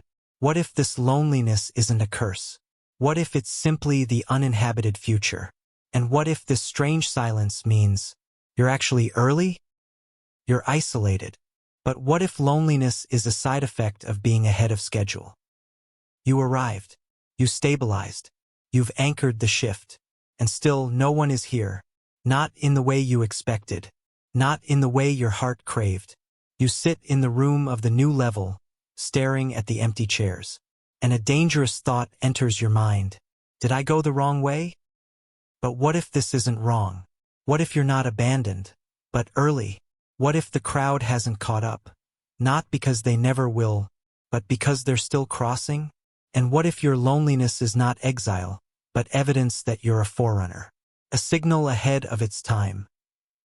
This changes everything, because now the ache becomes a marker of position. You're not off path, you're on the frontier, and frontiers are invisible to those still inside the city gates. They can't see you. They can't understand the terrain you're navigating. They can't even recognize the language you now speak. And that's okay. Because you're not waiting for them. You're holding space until they arrive. This is the true burden of leaders, visionaries, edgewalkers. Not the effort of transformation, but the patience required to live in a timeline that no one else has reached yet. You're not lost. You're just in a place that hasn't been mapped yet. And that's the most sacred space a human can inhabit. But it's hard, because the temptation is strong to go back, to regress just enough to feel community, to soften your signal so others can hear it again. But you can't, because you remember the cost of contraction, and you're not willing to pay it again. So you stay. You sit in the silence of this strange, high altitude, and you wait. You wait not as punishment, but as alignment, because the new frequency doesn't just attract people. It attracts the right people, and they take longer to arrive, because they're also navigating their own storms. They're also crossing their own thresholds. And when they show up, they'll recognize you immediately, because your loneliness was their beacon. Your signal called them here. This is the paradox of being early. You get no confirmation. You get no reassurance. You get no applause. Just wind. Just silence. Just the haunting sense that maybe you imagined the whole thing. Until one day a knock, a message, a resonance, and the reality you thought was empty begins to populate with others who were also holding, also waiting, also doubting. And now you have something more powerful than validation. You have alignment by design, community not based on survival or history, but on frequency match. And it doesn't come quickly, but when it does, it lasts, because it's not based on who you used to be. It's anchored in who you've become. So hold, not out of martyrdom, but out of mastery. You are not alone. You are ahead, and the system is preparing the next arrivals. They won't find you unless you hold your signal. So keep transmitting, even if no one responds, because every shift you've made has been in service of becoming visible to those who matter. And now, they're coming. Next, we step into the instability that can still shake even the most anchored mind. Why does the world still feel shaky, even when everything says you've changed? And what does it mean when your reality refuses to lock in? You crossed over. So why does it still feel like you're floating? You completed the shift. The old self is gone. The old patterns have dissolved. You've paid the price, walked through fire, and emerged. And yet, something still feels unreal, like you're drifting through a version of life not fully constructed. You wake up wondering if you've actually arrived, or if this is just a dream stitched together by momentum. Everything looks new, but none of it feels grounded. Reality itself feels gelatinous, half-formed. It's like standing in a house with walls, but no foundation. The space is built, but the gravity hasn't arrived. And it's maddening, because transformation was supposed to feel solid. Instead, you're floating through ambiguity. This is the underacknowledged phase of change, where the external structure has updated, but the internal GPS hasn't recalibrated. You're in a new field, but your nervous system still expects the old map. And that mismatch creates dissonance. Not just confusion, but an ongoing sense that something is off.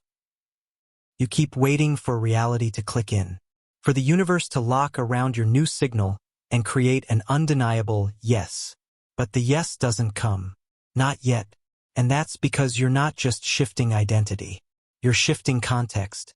And that takes time, takes friction. It takes emotional digestion of a future that still feels mythic. The instability isn't failure.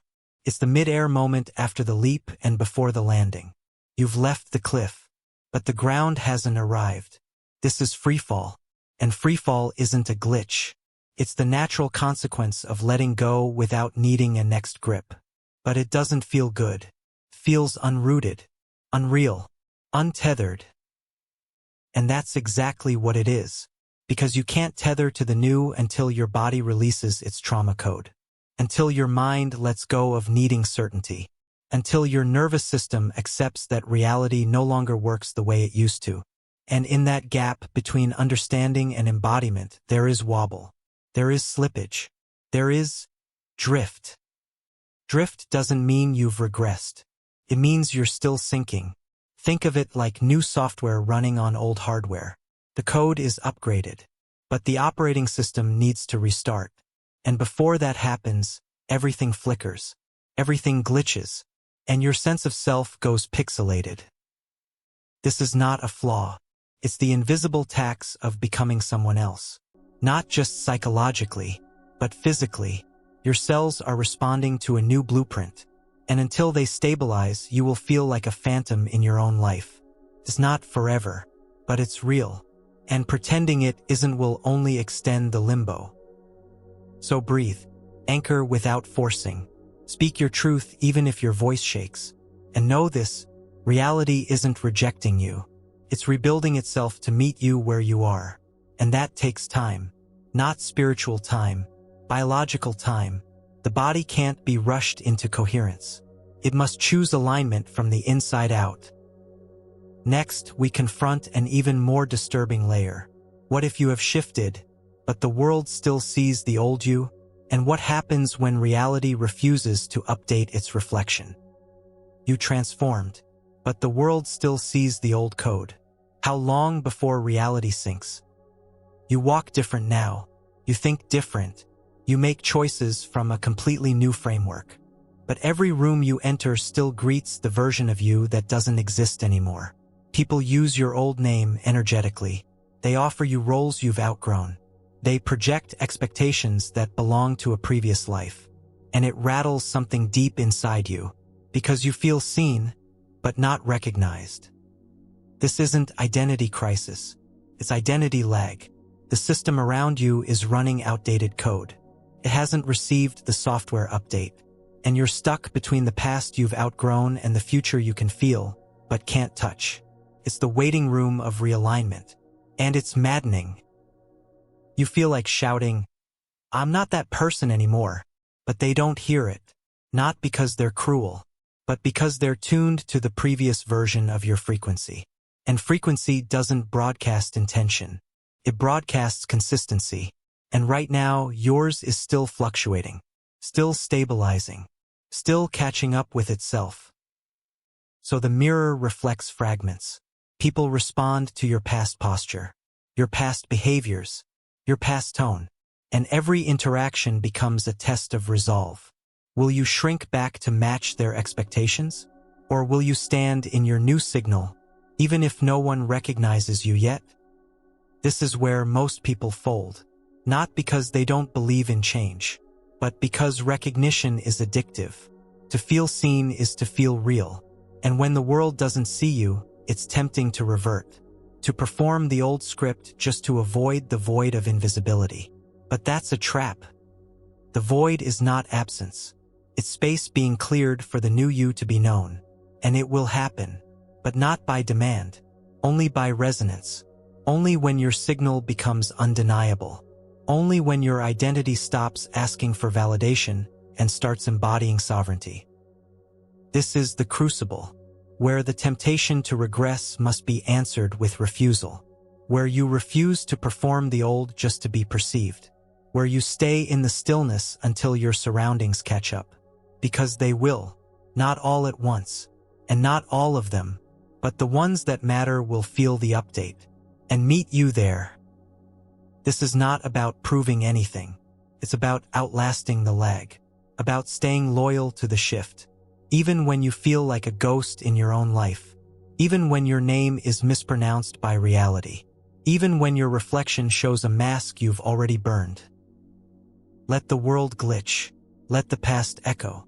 Let the projections bounce off your new shape, because the system always updates, eventually. And when it does, the recognition will come with alignment, not obligation. It will be clean, it will be real, and it will be worth the wait. Next, we descend into a darker realization. Once you've been transformed, why is there such a powerful urge to destroy it all? And why is the impulse to self-sabotage strongest after you've finally broken through? You've leveled up, so why are you tempted to destroy it all now? It doesn't make sense. You wanted this. You worked for it. You burned through every layer of resistance, faced every shadow, passed every test. And now, standing in the aftermath of breakthrough, you feel the urge to pull it all down, to walk away, to break what you just built. This is not fear. It's not insecurity. It's something deeper, something more insidious. A compulsion to ruin the very thing that freed you. A whisper that says, "Too soon." A tension in your chest that asks, "Who do you think you are?" This is the sabotage signal, and it only activates after you've crossed into something real.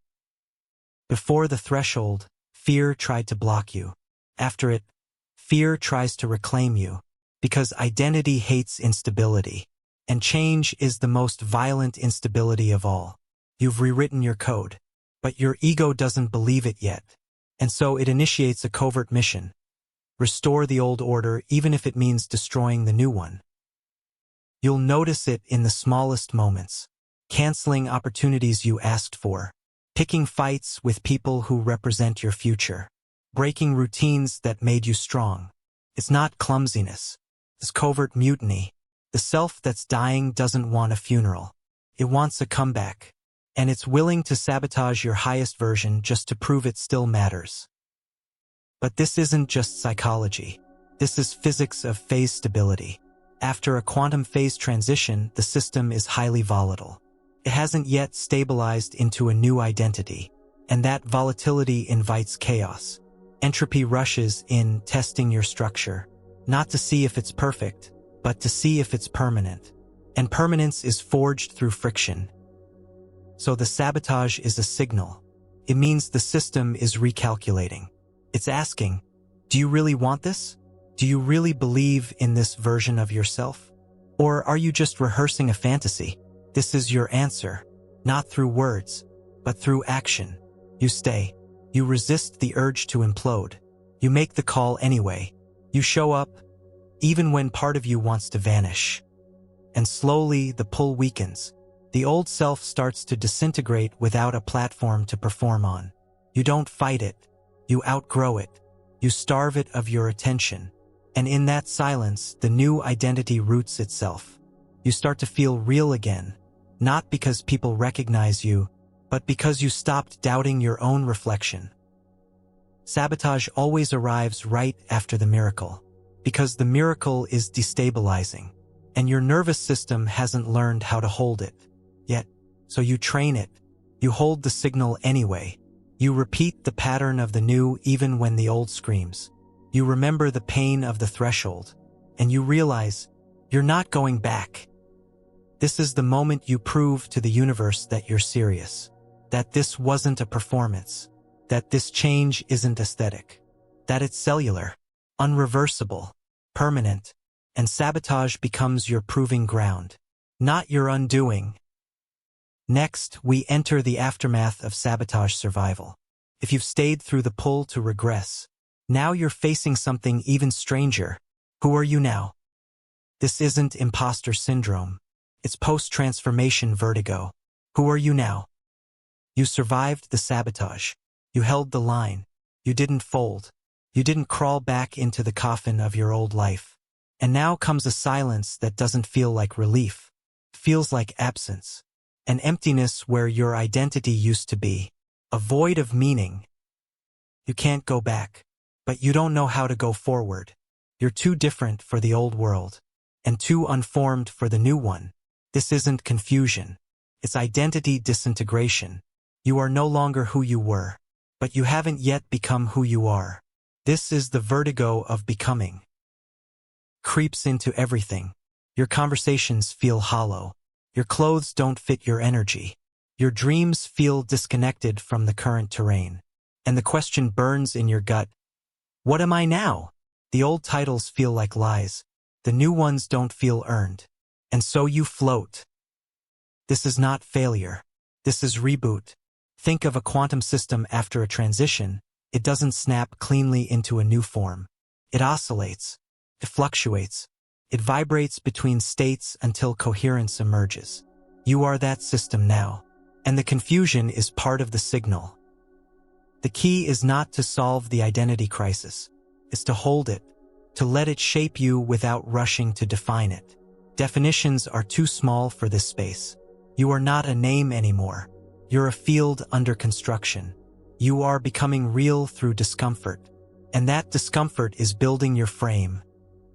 Most people panic here. They want to anchor fast. They grab onto anything, relationships, goals, labels, roles. They collapse back into the first form that offers safety. And in doing so, they abort the transformation. They lock in a false self. Don't do that. Wait, hold the chaos. Let the new identity reveal itself through living, not through scripting. This is the sacred waiting, the terrifying patience required to birth a new signal. And in that waiting, you will feel like a fraud, like a child wearing adult clothes, like a ghost wearing a borrowed name. But that's the price of authenticity. No pretense, no mask, just process. And slowly, piece by piece, it happens. You say something one day and it lands like truth. You make a choice that aligns without doubt. You laugh, and it doesn't feel like someone else's sound. You look in the mirror and something finally clicks. This is you, not the idea, the emergence. Not all at once, not neatly, but unmistakably. A version of you that can't be found in any old script. A voice that doesn't echo anyone else's. A presence that needs no performance, just existence. And that's how you know you made it. Not because the world claps, but because the noise inside your head finally quiets. And you no longer need to ask the question, because you are the answer. Next, we cross into the physiological. You've mentally accepted the shift. But why does your body still short-circuit? And what happens when your nervous system becomes the final battlefield? The shift is complete, but why are you short-circuiting? The transformation wasn't conceptual. It was total. You burned through beliefs, shattered emotional patterns, abandoned false roles. You did everything the path demanded. And now the mind is convinced it's done. But your body disagrees. Your nervous system is still panicked, still on edge, still scanning for threats in a war that ended weeks ago. You're not broken. You're not out of alignment. You're not spiritually blocked. You're biologically overloaded. Because change, real change, doesn't just touch the soul. Carves into your hardware. It reprograms your somatic code. And your nervous system, built to protect, doesn't trust the new signal yet. You'll notice it in strange places. Sudden exhaustion for no reason. Flashes of anxiety in peaceful moments. A desire to numb out when everything's finally working. You're not going backwards. You're recalibrating. This is cellular lag. Your body is trying to catch up with a reality your consciousness has already accepted. The nervous system is primitive. It doesn't understand symbolism or affirmations. It only understands repetition and environment. So when your landscape changes, it freaks out, even if the change is positive. Especially if the change is positive. Because unpredictability is the real threat. Not danger, not failure, but unpredictable safety. Your body remembers who you used to be, and it designed survival strategies for that version. Now those strategies are outdated, but they're still active. So the system short-circuits. You try to rest, but you're tense. You try to act, but your limbs feel heavy. You try to celebrate, but dread lingers beneath the joy. It's not spiritual sabotage. It's physiological confusion. This is the part nobody warns you about, where the transformation is complete, but the machinery is still glitching. It's like installing a new operating system on a device that hasn't been rebooted. Things freeze, they stutter, they lag. And if you don't know what's happening, you'll assume something went wrong. You'll try to undo the change. You'll call it failure, when it's actually the final stage of embodiment. There's no shortcut here. You must give the body what it needs. Stillness, rest, routine, breath, not hustle, not explanation, not logic. The nervous system doesn't heal by thinking. It heals by feeling safe over time. You're not stuck. You're stabilizing. You're creating coherence between the mind and the flesh, between intention and instinct. And that takes time. Not cosmic time, not metaphorical time. Real, grounded, slow, inconvenient biological time. So let yourself be human. Let yourself recover. Let the upgrade settle into your cells before demanding clarity from the world. And understand this, the short circuit is not a regression. It's the flicker before full signal. You're almost there. Hold still long enough to become whole. Now that you've endured the internal storm, What happens when you don't believe what you've built is real? Why does the mind reject the shift, even after the body begins to trust it? It's here, but you don't believe it. Why can't you just accept that it worked? The evidence is undeniable. Your life looks different. The opportunities are real. The relationships feel aligned. The internal chaos is quieter than it's ever been. And yet, you wake up every morning expecting it all to vanish. You're waiting for the shoe to drop, the storm to return, the punishment for believing in peace. This isn't paranoia. It's trauma echo. It's the nervous system adjusting to the idea that stability is safe. That joy isn't bait. That success isn't a setup for collapse. You're not afraid of losing everything. You're afraid of finally believing it's yours, because belief makes it real. And if it's real, then it can be taken. So your mind keeps you suspended, floating, guarded, suspicious of the calm. You become hypervigilant even when there's no threat. You don't trust the good because the good has always been a trap. This isn't pessimism. It's self-preservation. The last firewall before you surrender to a life you don't know how to receive. This is the tension between achievement and embodiment. You've created the result, but you haven't yet moved into it emotionally. You're like a refugee arriving at a mansion and refusing to unpack the bags. You live like it's temporary, like you might be asked to leave at any moment, because safety still feels like a costume, not a home. You see the upgrade, but you don't feel it. You observe the shift, but you don't trust it. And so your thoughts become riddled with skepticism. What if this is just a high? What if I'm being tricked again? What if I missed something? These questions are not logical. They're psychological echoes from a system used to punishment, not peace. And the worst part? No amount of evidence can silence them, because the fear isn't intellectual. It's encoded. You're not trying to solve a puzzle. You're trying to rewire a threshold belief that you're not supposed to feel good, that peace is unnatural, that joy is delusional. These are the viruses in your mental codebase, and they only die when you stop feeding them. How? By choosing to stay in the new frequency, by practicing trust even when you don't feel it yet, by refusing to micromanage the miracle. You won't think your way into belief. You'll live your way into it. Each time you say yes to peace, each time you celebrate without flinching, each time you hold the win without apologizing, you rewrite the code. It won't feel real at first. It won't feel earned. But that's the test. Can you hold what feels undeserved? Can you rest in what feels temporary?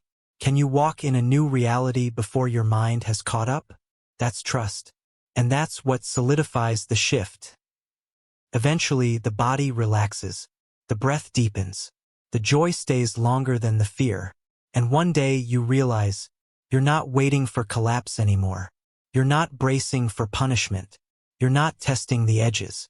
You're inside it, living it, and no part of you feels like an imposter anymore. Now we enter the final gate. The identity has changed. The nervous system has settled. But the doubt still lingers. Why is uncertainty always the last voice to speak before the transformation completes? The shift is complete, but why are you short-circuiting? The transformation wasn't conceptual. It was total. You burned through beliefs, shattered emotional patterns, abandoned false roles. You did everything the path demanded. And now the mind is convinced it's done. But your body disagrees. Your nervous system is still panicked, still on edge, still scanning for threats in a war that ended weeks ago. You're not broken. You're not out of alignment. You're not spiritually blocked. You're biologically overloaded. Because change, real change, doesn't just touch the soul. Carves into your hardware. It reprograms your somatic code. And your nervous system, built to protect, doesn't trust the new signal yet.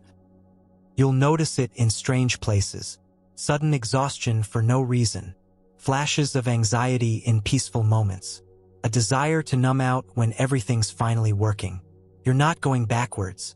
You're recalibrating. This is cellular lag. Your body is trying to catch up with a reality your consciousness has already accepted. The nervous system is primitive. It doesn't understand symbolism or affirmations. It only understands repetition and environment. So when your landscape changes, it freaks out, even if the change is positive. Especially if the change is positive.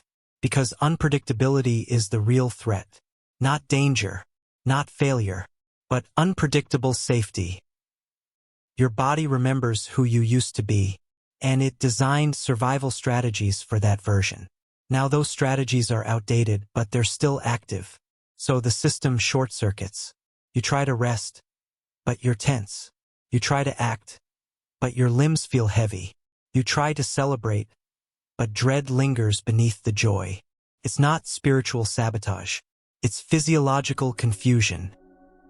This is the part nobody warns you about, where the transformation is complete, but the machinery is still glitching. It's like installing a new operating system on a device that hasn't been rebooted. Things freeze, they stutter, they lag. And if you don't know what's happening, you'll assume something went wrong. You'll try to undo the change.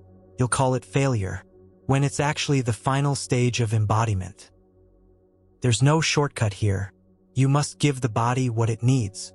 Stillness, rest, routine, breath, not hustle, not explanation, not logic. The nervous system doesn't heal by thinking. It heals by feeling safe over time. You're not stuck. You're stabilizing. You're creating coherence between the mind and the flesh, between intention and instinct. And that takes time. Not cosmic time, not metaphorical time. Real, grounded, slow, inconvenient biological time. So let yourself be human. Let yourself recover. Let the upgrade settle into your cells before demanding clarity from the world. And understand this, the short circuit is not a regression. It's the flicker before full signal. You're almost there. Hold still long enough to become whole. Now that you've endured the internal storm, what happens when you don't believe what you've built is real? Why does the mind reject the shift, even after the body begins to trust it? It's here, but you don't believe it. Why can't you just accept that it worked? The evidence is undeniable. Your life looks different. The opportunities are real. The relationships feel aligned. The internal chaos is quieter than it's ever been. And yet, you wake up every morning expecting it all to vanish. You're waiting for the shoe to drop, the storm to return, the punishment for believing in peace. This isn't paranoia. It's trauma echo. It's the nervous system adjusting to the idea that stability is safe. That joy isn't bait. That success isn't a setup for collapse. You're not afraid of losing everything. You're afraid of finally believing it's yours. Because belief makes it real. And if it's real, then it can be taken. So your mind keeps you suspended, floating, guarded, suspicious of the calm. You become hypervigilant even when there's no threat. You don't trust the good because the good has always been a trap. This isn't pessimism. It's self-preservation. The last firewall before you surrender to a life you don't know how to receive. This is the tension between achievement and embodiment. You've created the result, but you haven't yet moved into it emotionally. You're like a refugee arriving at a mansion and refusing to unpack the bags. You live like it's temporary, like you might be asked to leave at any moment, because safety still feels like a costume, not a home. You see the upgrade, but you don't feel it. You observe the shift, but you don't trust it. And so your thoughts become riddled with skepticism. What if this is just a high? What if I'm being tricked again? What if I missed something? These questions are not logical. They're psychological echoes from a system used to punishment, not peace. And the worst part? No amount of evidence can silence them. Because the fear isn't intellectual. It's encoded. You're not trying to solve a puzzle. You're trying to rewire a threshold belief that you're not supposed to feel good, that peace is unnatural, that joy is delusional. These are the viruses in your mental codebase, and they only die when you stop feeding them. How? By choosing to stay in the new frequency. by practicing trust even when you don't feel it yet, by refusing to micromanage the miracle. You won't think your way into belief. You'll live your way into it. Each time you say yes to peace, each time you celebrate without flinching, each time you hold the win without apologizing, you rewrite the code. It won't feel real at first. It won't feel earned. But that's the test. Can you hold what feels undeserved? Can you rest in what feels temporary? Can you walk in a new reality before your mind has caught up? That's trust. And that's what solidifies the shift. Eventually, the body relaxes, the breath deepens, the joy stays longer than the fear, and one day you realize you're not waiting for collapse anymore. You're not bracing for punishment. You're not testing the edges. You're inside it, living it, and no part of you feels like an imposter anymore. Now we enter the final gate. The identity has changed. The nervous system has settled. But the doubt still lingers. Why is uncertainty always the last voice to speak before the transformation completes? You thought it was done, but now uncertainty returns. What if belief is the last lock? Everything should feel resolved by now. You've made the leap. You've stayed through the sabotage. You've outlasted the vertigo. You've taught your nervous system not to panic in peace. And yet, something still won't let go. Doubt. Small. Persistent. Precise. A needle in the fabric of your becoming. This is not the loud doubt of fear. It's not a crisis. It's not confusion. It's more dangerous, because it's reasonable. It poses rational questions at the worst possible time. Did you rush? Did you miss something? Are you sure this is real? The transformation is solid, but your trust in it isn't. Doubt doesn't ask for proof. It asks for hesitation. It knows that if it can slow you down, it can reclaim the old timeline. Because doubt's only weapon is delay. It doesn't need to break you, just stall you. Keep you on pause long enough to drain the momentum. And that's why it shows up now, at the end, not the start. Because if doubt had arrived earlier, you would have noticed. You would have fought it. But now you're tired. Now you're quiet. Now you're relaxed enough to listen to the wrong voice. And doubt speaks in the exact tone that mimics wisdom. It wraps itself in logic.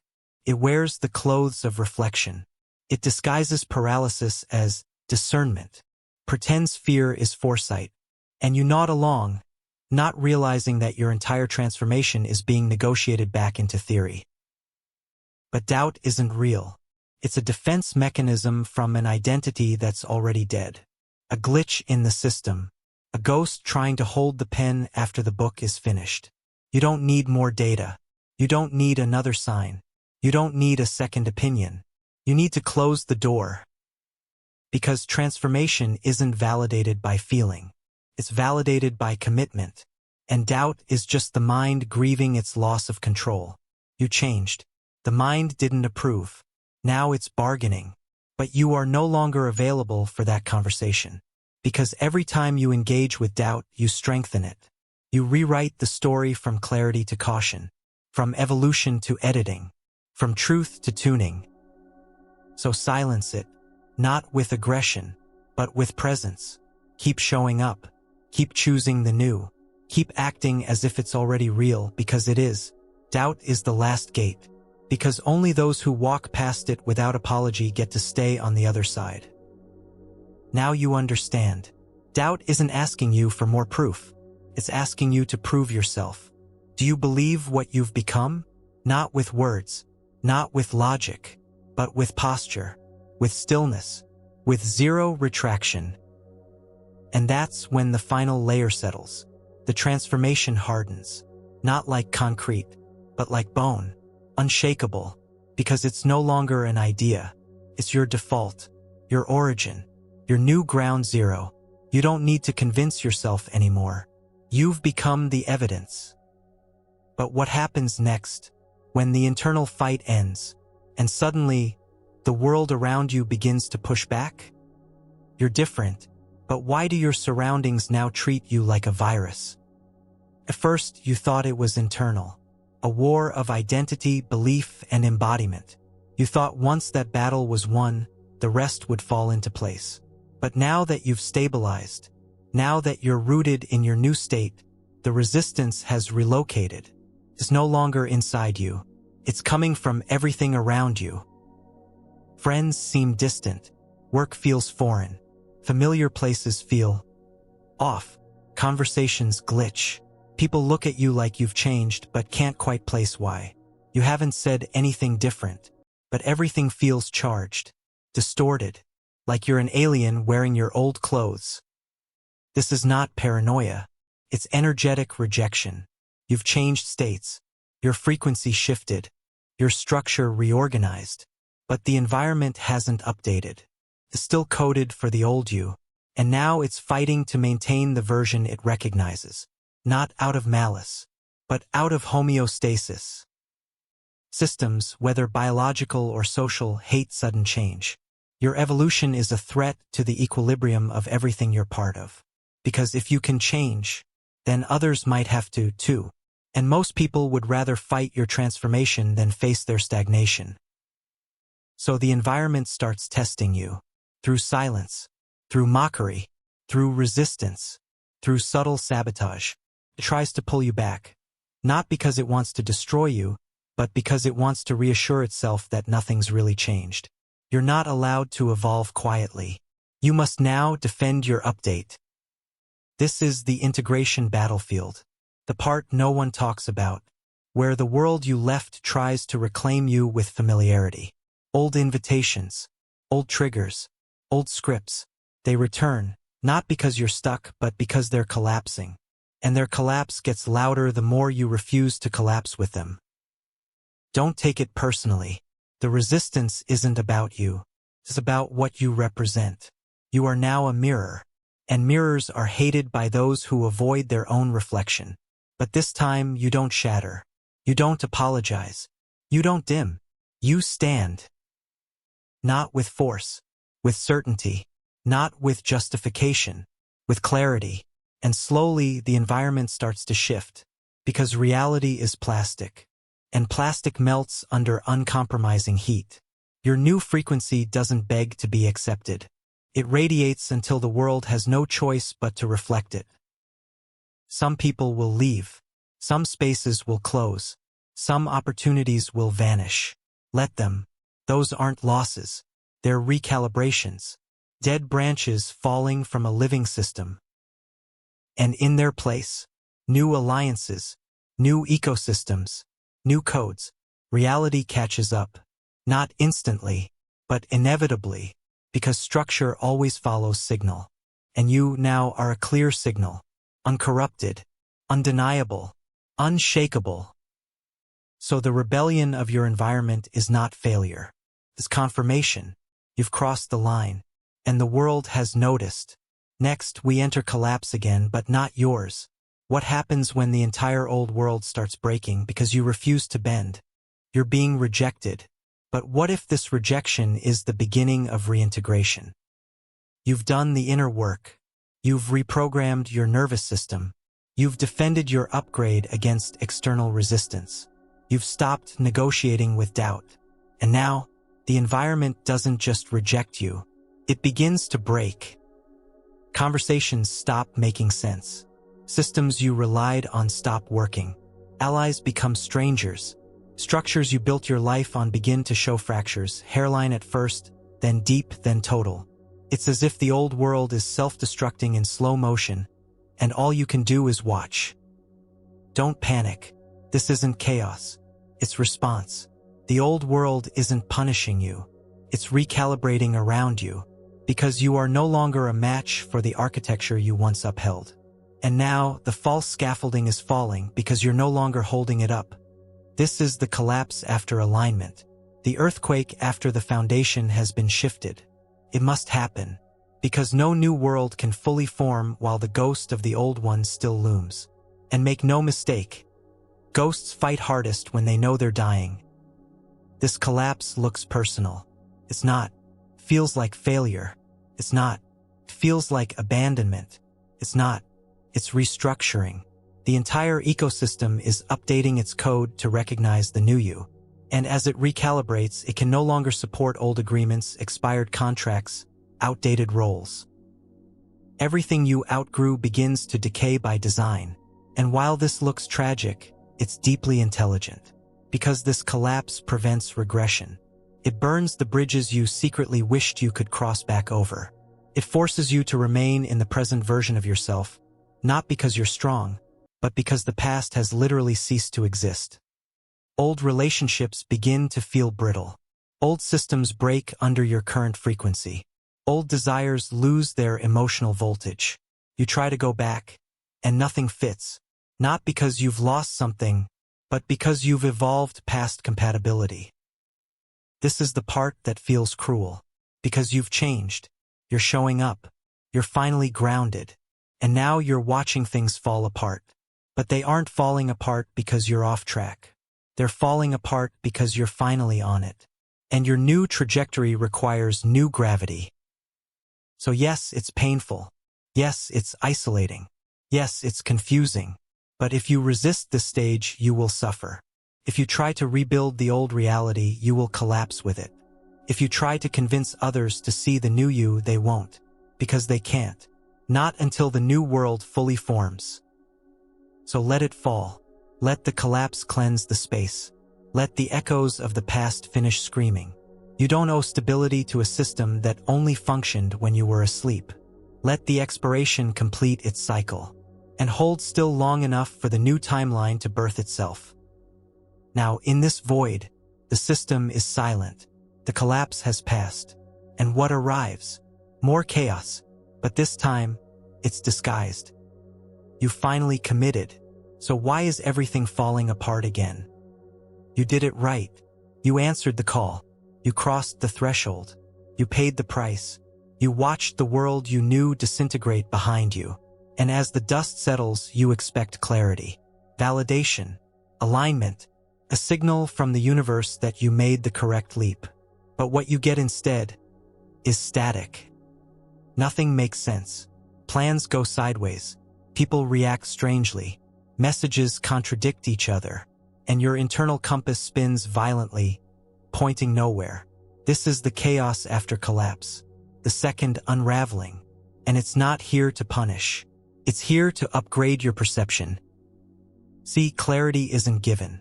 It's built. And it only emerges once you've stopped projecting your old expectations onto the new world. But you haven't done that yet. You're still trying to see the future through the eyes of the person you used to be. And the universe? It scrambles that signal. Forcefully. It introduces chaos not to disorient you, but to blind you to your past filters. To force surrender. To make sure that your next step is not driven by programming, but presence. And presence can't exist if you think you already know what's coming. So yes, chaos, but not random, not senseless, not cruel. It's instructional. Every disruption is a mirror. Every misalignment is a map. Every contradiction is a question. Will you lead from assumption or from awareness? Because the truth is, you don't want clarity. You want control disguised as clarity. You want predictability. You want confirmation of the story you already started writing. But the universe doesn't co-author. It requires your blank page. And chaos is the only solvent strong enough to erase your false outlines. So it breaks the narrative. It removes your anchors. It blinds your pattern recognition. And then it asks, can you still walk? Can you still trust? Can you still move without motive? This is the chaos you earned. Not for punishment, but for precision. Because clarity isn't a prize. It's a reflex of presence. And presence only lives in the unknown. So the unknown expands. And clarity begins to flicker. Not because you found the answer, but because you stopped needing one. In that stillness, beyond logic, clarity arrives. Not as certainty, but as signal. Not as roadmap, but as resonance. You start to recognize what feels clean, what feels light, what feels irreversible. And you stop trying to understand it. You start to trust the pulse instead. And just like that, you start moving again. Not back into chaos, not into safety, but into a strange new layer, where nothing is what it seems. Because now, even clarity wears a mask. You've stepped into the next trap, and it's wrapped in everything you thought you wanted. But what if this next version, this new level, is built on a lie? Next, we'll enter a place where alignment becomes illusion, and reality hides its true shape. Just long enough to test if you're still willing to see. You thought you knew what this level would look like, but what if it always begins in disguise? It finally feels like progress again. The dust has settled. The chaos subsides. You wake up with direction. You act with confidence. You start attracting new results, new people, new patterns. This looks like the next level. Talks like success. It walks like alignment. But something about it feels off. Not broken. Not dangerous. Just suspicious. Too clean. Too polished. Too immediate. And somewhere deep in your nervous system, a whisper starts growing louder. This can't be it. Because this level is a perfect imitation of truth. It knows what you wanted. It knows what you feared. It knows the shape of your dream, and it copies it pixel by pixel. But there's no pulse, no heat, no friction. It's the spiritual equivalent of a deep fake. You thought you'd reached the mountaintop, but this isn't the summit. It's a simulation, a test dressed as reward. And if you stop here, if you accept this, you stop the transformation before it finishes. Because this isn't your next level. It's a trap shaped like success. Every new evolution begins with a lie. Not because the universe wants to deceive you, but because it wants to reveal your precision. Are you choosing from habit, from hunger, from ego, or from real signal? It's easy to follow truth when it glows. It's hard when it whispers beneath applause. This stage exists to see if you've learned to feel. Not emote, feel. To identify the subtle misalignment between what works and what's real. To notice the energetic residue of a path that looks right but vibrates wrong. To sense when something feeds your identity but starves your soul. That's the test. And the lie is your opponent. It shows you your own reflection but just slightly distorted. Enough to keep you engaged. Enough to keep you safe. Enough to stop your motion just before the real shift breaks through. And many stop here, not because they failed, but because they mistook comfort for clarity. But you're starting to notice the gap. You see how things align too quickly. How this space rewards you for being who you were, not who you've become. How this success asks for obedience, not expansion. That's the tell. That's the pattern. That's the lie at the gate of the real level. To move forward, you must abandon the mirage. Let go of the thing that almost felt right, and walk into the fog again. The real path is just beyond this trick. And it has no handrails. It will not announce itself. It waits, quietly, watching. The question is, will you? Will you ignore the praise? Decline the promotion? Disrupt the dynamic? Will you leave the trap of almost aligned? Even if you can't yet see what's next? That's how the threshold reveals itself. It requires betrayal of the false blessing. Only then does the real door unlock. And once you've done that, once you've refused the bait, once you've left the fake level behind, that's when the transformation doesn't just restart. It accelerates. And with it, a new kind of power arrives. But so does something else. Something darker. You're equipped now. So why does this feel like the most dangerous part? You've passed every test, denied every mirage, stayed grounded through collapse, refused comfort disguised as arrival. And now, you're aligned, locked in. The signal is clear. Your voice is stable. Your impact is increasing. You are, by all definitions, powerful. And yet, you've never felt more exposed. This isn't imposter syndrome. It's not self-doubt. It's not fear of failure. It's existential nakedness. Because now you're visible, not just to others, to yourself, fully, completely. There is no mask left to hide behind. Power is pure light, but light reveals. And what it reveals now is everything you still thought you could control. Your need for approval, your fear of success, your addiction to being misunderstood, the fragments of identity that survived the fire. These fragments activate now, not because you're broken, but because power doesn't protect you from your shadow. It amplifies it, and your influence, your reach, your presence, they don't just extend your gifts, they extend your wounds too. So you feel vulnerable, because now the stakes are higher, now the risks are real, now the world watches you not as a seeker but as a signal, and any distortion in that signal becomes amplified across the system. This is the moment where many sabotage, not from weakness, from weight, the burden of being seen, the pressure of being precise, the terror of being misunderstood at scale. But this vulnerability isn't your enemy.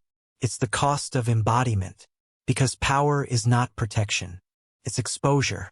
The more aligned you become, the less armor you carry. The less armor you carry, the more impact you have. And the more impact you have, the more the universe demands integrity over illusion. So what do? You don't resist the vulnerability. You integrate it.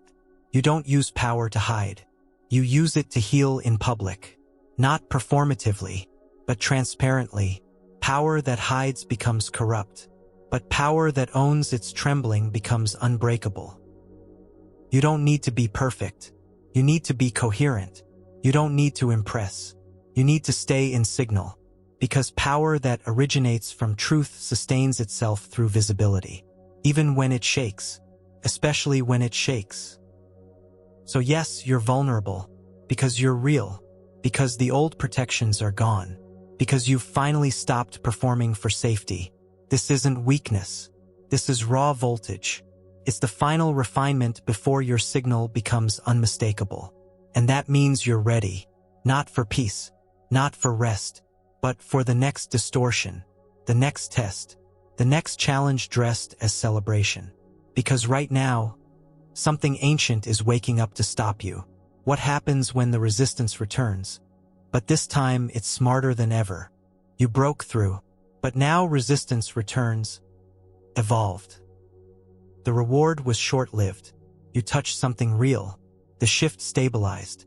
Your clarity crystallized.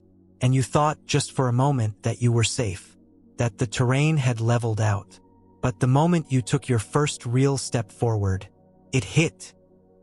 Not fear, not confusion, backlash. It didn't come from your inner world. It came from everything else. The system pushed back hard. The people you trusted changed tone. Support withered. Unexpected friction erupted from places you thought were solid. Felt personal. But it was physics. Every upgrade disrupts the field. You think transformation is internal, but it's ecological. Reality organizes itself around who you were. And the moment you stop being that version, the system destabilizes. It begins its own frantic effort to restore the previous equilibrium, and you become the threat. This backlash is not failure. It's not misalignment. It's not a sign you made the wrong move. It's the immune response of a reality that no longer recognizes you. Your identity upgrade set off alarms. And now the environment, starved of its familiar pattern, is scrambling to provoke regression. This resistance is sharper. It's more strategic. It knows your weak spots because you taught it. It doesn't show up as sabotage. It shows up as plausible doubt, polite discouragement, silent withdrawal, overwhelming distraction. It wears 1,000 faces, but every one of them whispers the same lie. Go back. But you can't. You already passed the event horizon. You already crossed the line where retreat is no longer possible. And even if you tried to return, the old world would reject you anyway, because you're not a fit anymore. You can't shrink back into an expired self and expect to feel safe. So this backlash, it's here to measure your certainty, to test your coherence under fire, to see if your identity is built on performance or precision. You don't have to fight it. You have to stand through it. Because the longer you hold your upgraded frequency, the faster the old field collapses. Don't try to appease it. Don't explain yourself. Don't soften your presence just to stay digestible. That's not kindness. It's collapse in disguise. Your job now isn't to convince anyone. It's to broadcast the new signal, clean, unapologetic, irreversible. Let the backlash come. Let it break the last bonds. Let it flush out anything that was only attached to your older version. Because once the backlash runs out of energy, what remains is the real network, the new ecosystem, the resonant field.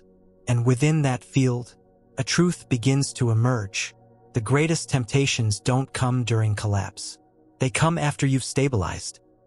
You're higher, but the lowest parts of you just got louder. Why? You thought it was over. You endured the chaos. You resisted the mirage. You held through the backlash. You made it finally to the high ground. And that's when it starts. Not the fear, not the doubt, but the pull.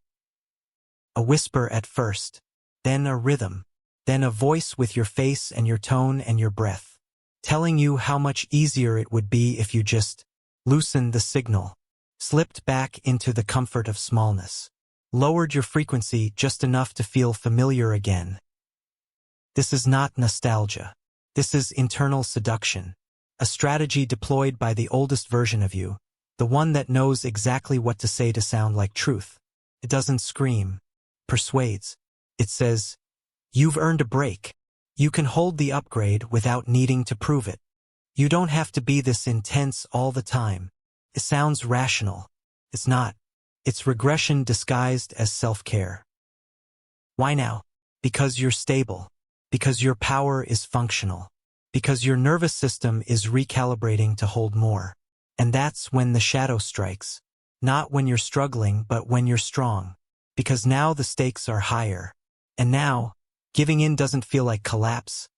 It feels like relief. Regression isn't about failure. It's about frequency comfort. It's the body's unconscious attempt to return to a recognizable energetic state. And it doesn't care whether that state served you or not. It only cares that it feels like home, even if that home was on fire. This is why the old addictions whisper, why the old language slips back into your thoughts, why you catch yourself romanticizing the times when you were more passive, more hidden, more normal, because you knew how to survive back then. And now you're rewriting the script, and it terrifies every part of you that was built on coping. So the temptation grows, to slow down, to dilute, to second guess, to explain yourself again, to apologize for the very thing that saved you. Don't. That's the trap. The collapse after the breakthrough. The final loop that keeps the spiral spinning. To hold the upgrade is to refuse the echo. Not out of ego, but out of alignment. You're not trying to stay elevated out of pride. You're staying elevated because gravity is coded to your past. And if you dip, even for a moment, you risk rewriting your nervous system's definition of normal. And that's when regression becomes real. This isn't about perfection. It's about refusal. A silent, precise refusal to pick up what you've already laid down. To rehearse the old narrative. To flirt with the expired self. To accept even a single thought that makes smallness feel sacred. You've already outgrown it. And outgrowing means you no longer fit. Not mentally, not emotionally, not biologically. So stand tall, not as a statement, but as a signal. This is the moment the spiral ends and the next octave begins. But only if you reject the invitation to regress. Because that invitation always arrives in disguise.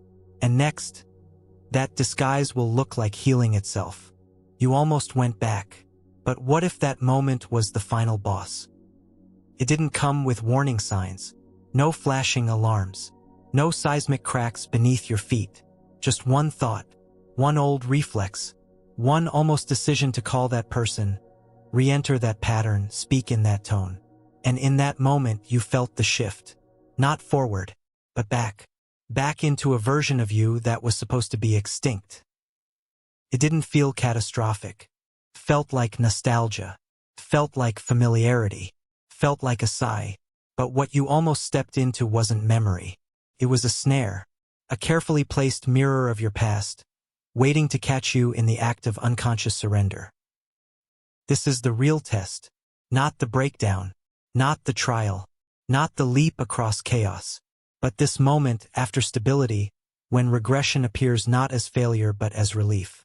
And it offers no punishment, just softness, just release, just enough seduction to make you believe the shift was never real. You don't regress because you're weak. You regress because you're near completion. And the closer you get, the more the universe needs to know if the upgrade is real or rehearsed. You can fake alignment in a storm, but can you maintain it in silence? This is the paradox. The final test comes after you've passed it. Not to repeat, to verify, to see if your new state is a pose or a posture, to see if your nervous system can hold power without performance. The regression trap shows up as a small decision, not life-changing, not explosive, but the kind of choice that reinstalls the old operating system with a single keystroke. The late-night scroll, the response you didn't need to give, the apology that came from fear, not integrity. One moment, one blink, one fracture, and you're back where you swore you'd never be. Unless you don't blink, unless you see it coming, unless you treat the whisper like a gunshot. That's how seriously this test must be taken. Because the final boss doesn't roar. It sighs. It invites. It smiles. And if you smile back, you've surrendered everything. But if you don't, if you pause, if you hold, if you catch the echo before it enters your throat, you prove the upgrade. You pass the gate.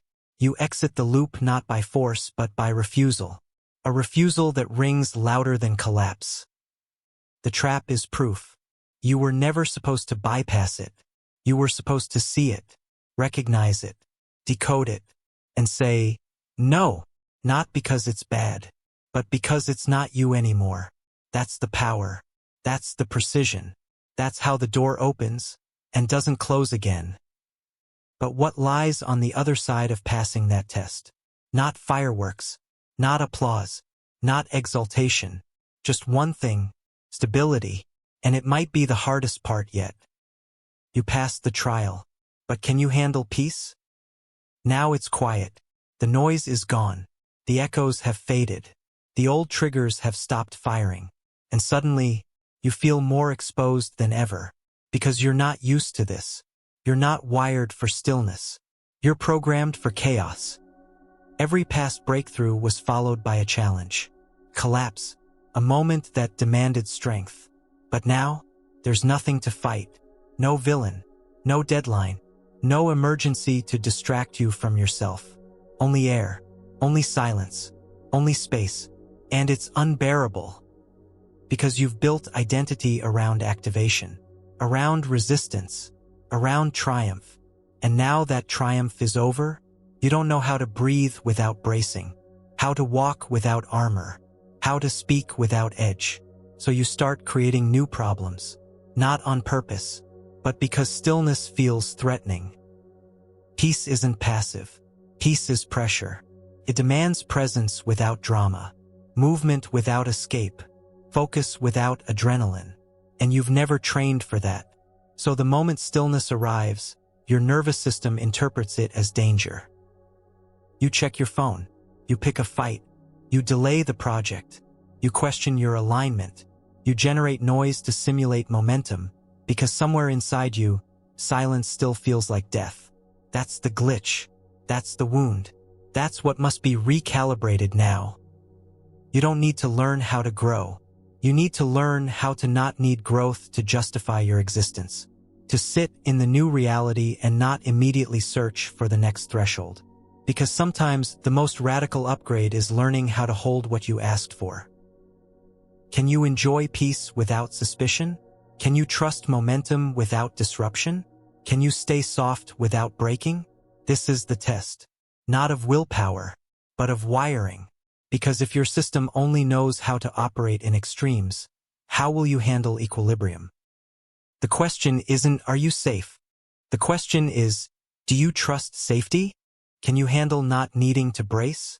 Can you remain sharp in the absence of crisis? Can you resist the temptation to bleed just to remember you're alive? That's what's being asked of you now. Not to grow, to hold, not to evolve, to sustain. And that's harder than any trial you've passed so far. Because now there's no external proof. No performance metrics. Just the internal calibration of a soul learning how to live in balance. Most people relapse here, not because they're weak, because they don't believe the system will let them stay healed. But if you can trust it, if you can survive stability, you activate a frequency few ever reach, the ability to create from coherence. Not survival, not scarcity, not need, just truth. And from that space, a new question arises. What does it mean to hold peace without destroying it? That's where we go next. The chaos is over. Now comes the silence. Can you sit in the signal? Stillness is not the absence of motion. It is the presence of everything held, not frozen, not avoided, held, and held without escape. It's the frequency that reveals your real shape.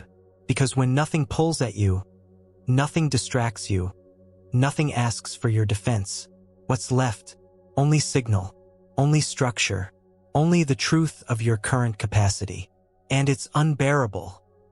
Not because it hurts, but because it shows you everything you still carry. The trauma that silence unearths. The narratives that float up from the floorboards of your mind. The identities that only made sense in a world on fire. Stillness doesn't comfort you. It interrogates you. You thought chaos was the trial. You thought activation was the edge. But now you see that was practice. Stillness is the real confrontation. Stillness is where the game changes. Because stillness removes your alibi. It reveals whether you are anchored or merely acting. In chaos, you knew what to do.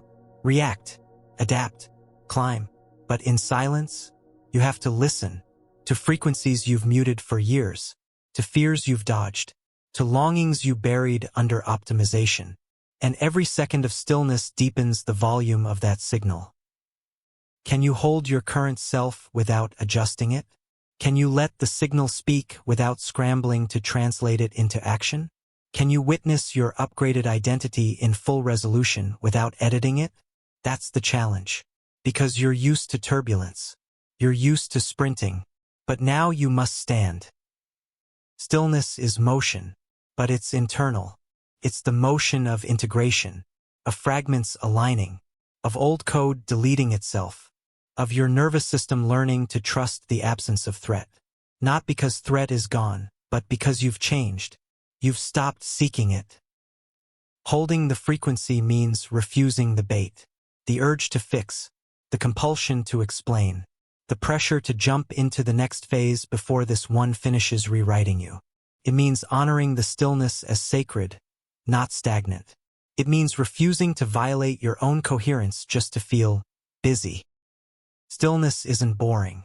It's violent, not outwardly but inwardly, because it shatters every false structure you once leaned on to feel real, peels away the noise that made you feel important. And it says, if you're not creating from truth, don't create at all. So let it hold you, let it suspend you, let it pressure cook your old systems until they disintegrate without fanfare. And if the silence stretches, stretch with it, because the next level can't be rushed, and the next signal can't be forced, but it's coming. And when it does, you'll need the stillness to survive it. That's the paradox. Stillness is the precondition for the next rupture, and peace is the place where the new chaos downloads. You have what you wanted, so why do you secretly want to break it? You reached balance. You held stillness. You felt the signal align. And then, unexpectedly, the urge to break, to sabotage, to light a match under everything you just built. It made no sense, but it was loud, and it felt urgent. Why would you want to shatter peace? Why would your body, your mind, your very system crave the noise again? Because chaos was your home frequency. You grew up in it. You navigated life through it. And now that it's gone, your nervous system doesn't know what to do.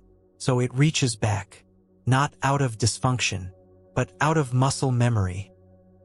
Chaos once meant aliveness. Disruption once meant growth. You equated emergency with evolution. And now, in the absence of breakdown, You fear you're going numb, that you're decaying, that you're disappearing. But that's not true. What's happening is far more advanced. You're detoxing from adrenaline, from identity built on urgency, from momentum created through crisis. And your cells miss it.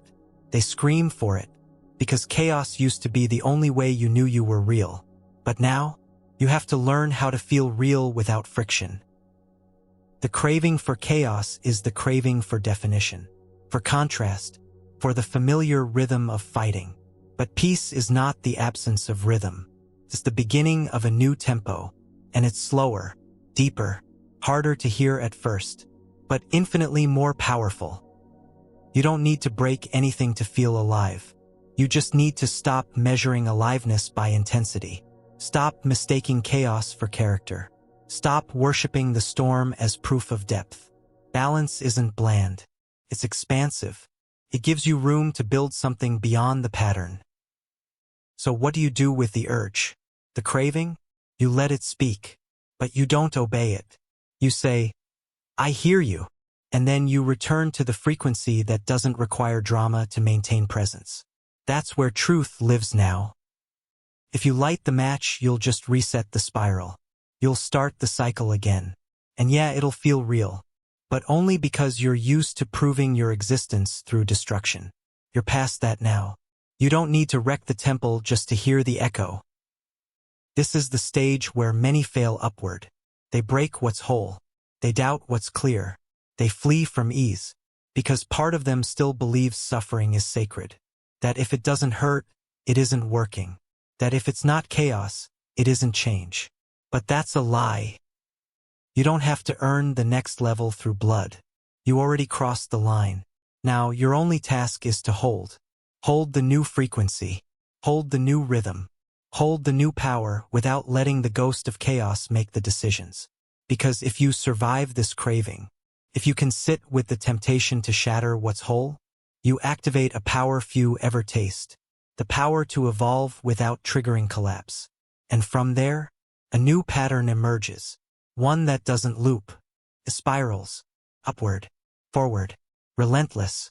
And just over that curve, something new begins again. You finished the arc. But what if this was just the initiation? You thought it was over. You closed the loop. You completed the arc. And you exhaled. Finally, the system was stable. The signals were clear. The war was behind you. But now, something is shifting again. Not loudly, not violently, quietly, subtly, in the way tectonic plates move beneath your feet, long before earthquakes register on the surface. You thought you were done. But the universe doesn't recognize done. It recognizes integration and then escalation. Completion is not the end. It's a proof of readiness. Not a conclusion, but a threshold. And that's the trick. The moment you finally feel safe, that's when the next layer starts to unfold. This is the paradox of growth. It honors your survival. It celebrates your coherence. But it does not let you rest in victory, because evolution doesn't stop when you're healed. It accelerates. And the very thing you thought was the mountaintop turns out to be the first step of the next staircase. Completion feels like closure, but it's actually invitation. An invitation to engage a new quantum field. One that requires even more stillness, even more courage, even more release, because the stakes are higher now. The cost of false identity is greater, and the veil is thinner. This new threshold doesn't announce itself with chaos. Presents as subtle restlessness, a sense that peace is no longer peace but pressure, that the alignment you celebrated yesterday feels like confinement today. You're not broken, you're being summoned. Completion is a lie if it makes you stagnate. You didn't come this far just to plateau. You came to keep spiraling, to keep expanding. And every time you arrive, it's only to prepare for departure again. That's the contract you signed when you agreed to awaken. So don't resist the pull. Don't mourn the peace.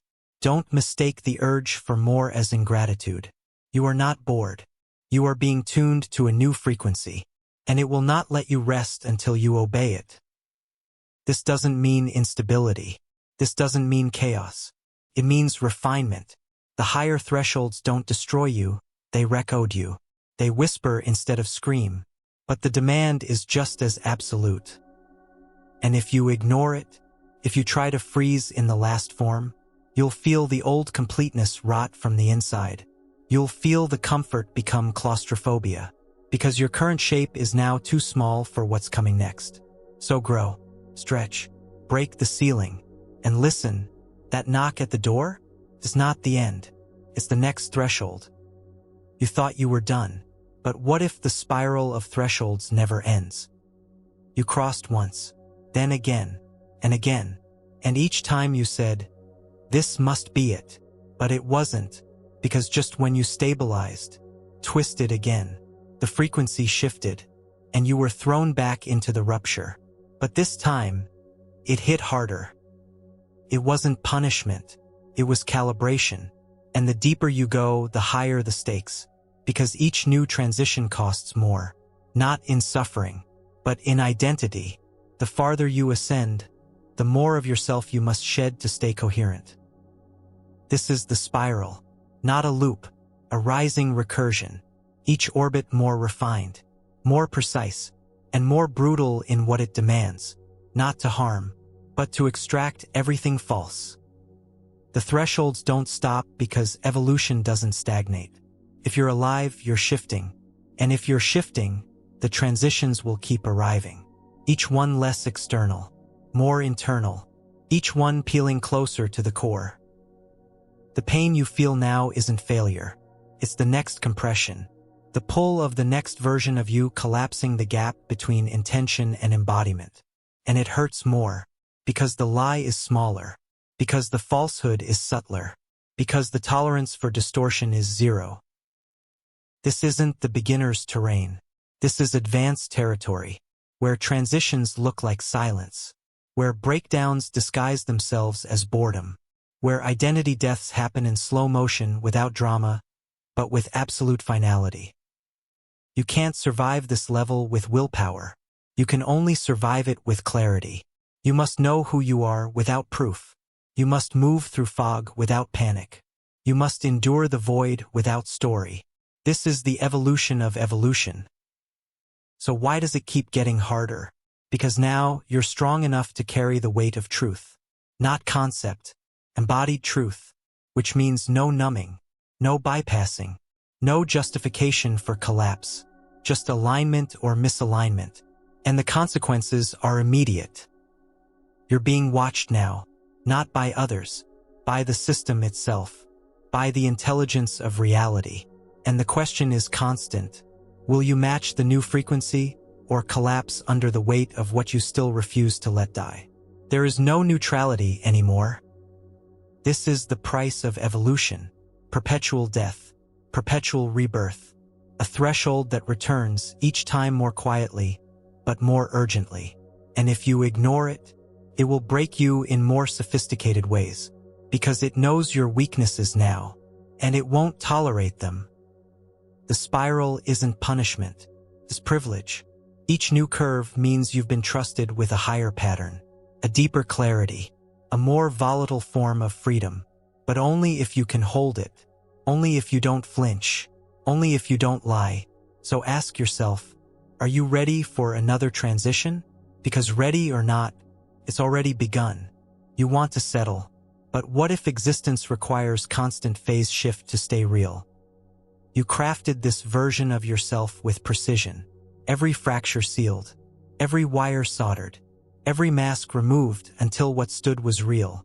But just as you exhaled into wholeness, the foundation trembled again, the architecture blurred, and the identity you thought was stable began to melt. This wasn't failure, it was initiation, because evolution has no final form, and the moment you try to lock into any identity, the universe destabilizes it, not out of cruelty, out of respect for what you're becoming. Identity at its peak must be temporary, a tool, a lens, never a home, because if you build a home inside a phase, You trap the signal that was meant to move through you. You stagnate. You freeze. You start confusing comfort with completion. And the universe revolts. Every upgrade was meant to pass through, not to define you. And the moment it defines you, confines you, this is the secret cost of arrival. You get the tools, but you also inherit the temptation to settle.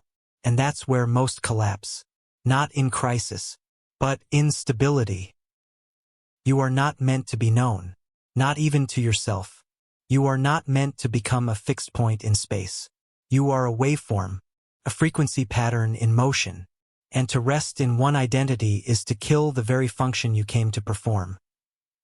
That's why the universe whispers, keep moving, keep shedding, keep remembering that what you think you are is already outdated. It hurts, but it's necessary, because permanence in selfhood is the fastest path to extinction of signal. Your evolution demands constant contradiction. Today's truth must violate yesterday's logic. If it doesn't, you're not evolving, you're performing. And the performance will always lag behind the signal, which means eventually the system will collapse your show. To free your frequency, to liberate the waveform, to make you real again. This is why you feel unstable even in clarity. It's not instability, it's mobility. You're being asked to flow, to mutate, to stretch your ego into spaces your mind cannot predict. Because the version of you required next has no precedent, no blueprint, no memory, only impulse. This is quantum identity. It doesn't form by choice. It forms by necessity. It emerges when the old definitions can no longer survive the pressure of new signal. And if you cling to what made sense before, you fracture, you glitch, you decay in clarity. So don't settle, don't lock in, don't worship your current coherence. Instead, bow to it, thank it, then dismantle it before the universe does it for you. Because that's the only way to evolve in rhythm, not through rupture. And from that rhythm, the next self is already waiting.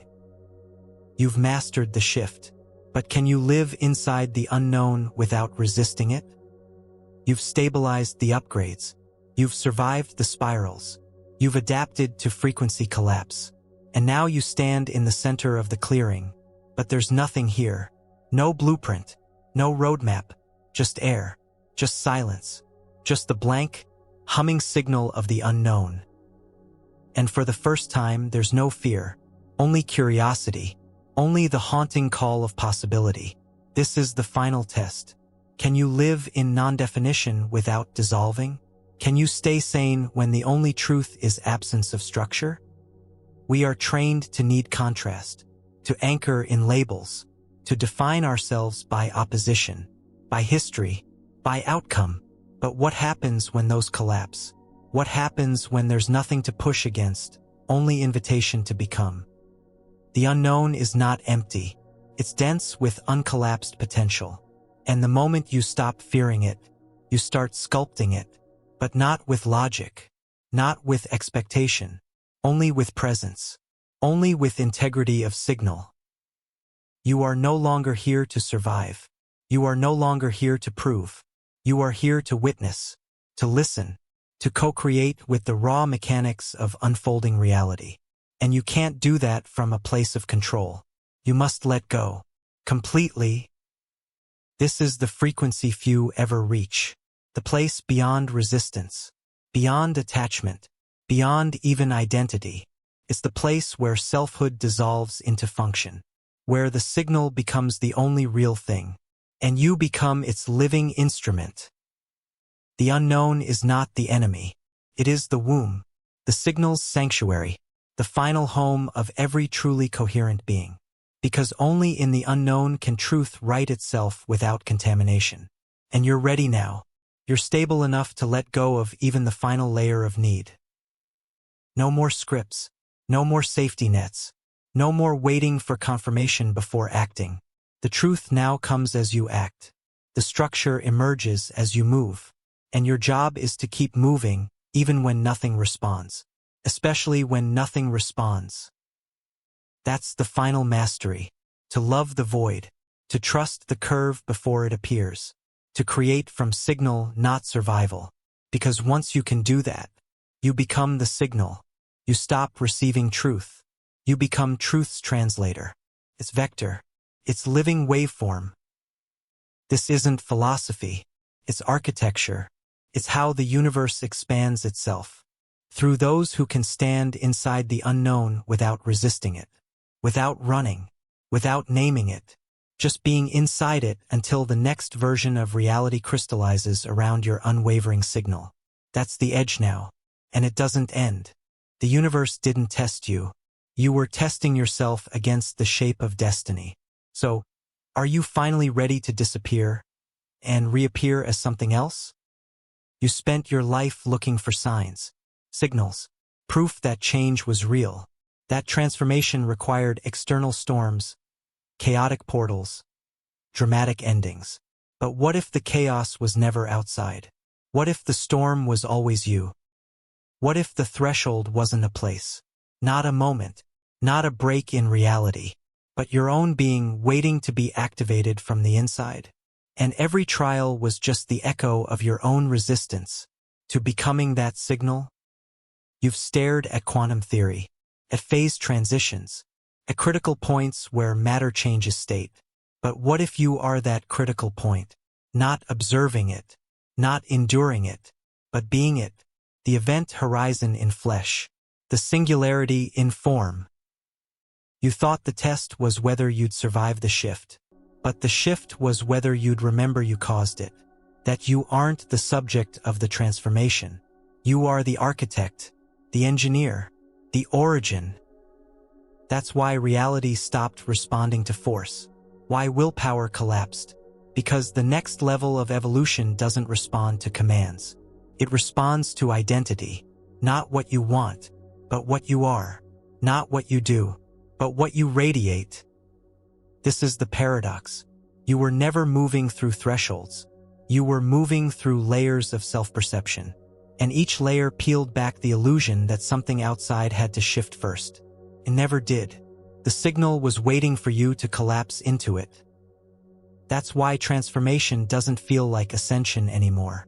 It feels like disappearance, like erosion, like reduction, because the ego was the only part that needed to die. And the rest was always signal, always clean, always waiting. You're not walking a path. You are the path. You are the field that bends light.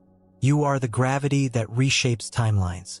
And when you finally stop asking for permission, reality reconfigures instantly, not in response, but in recognition.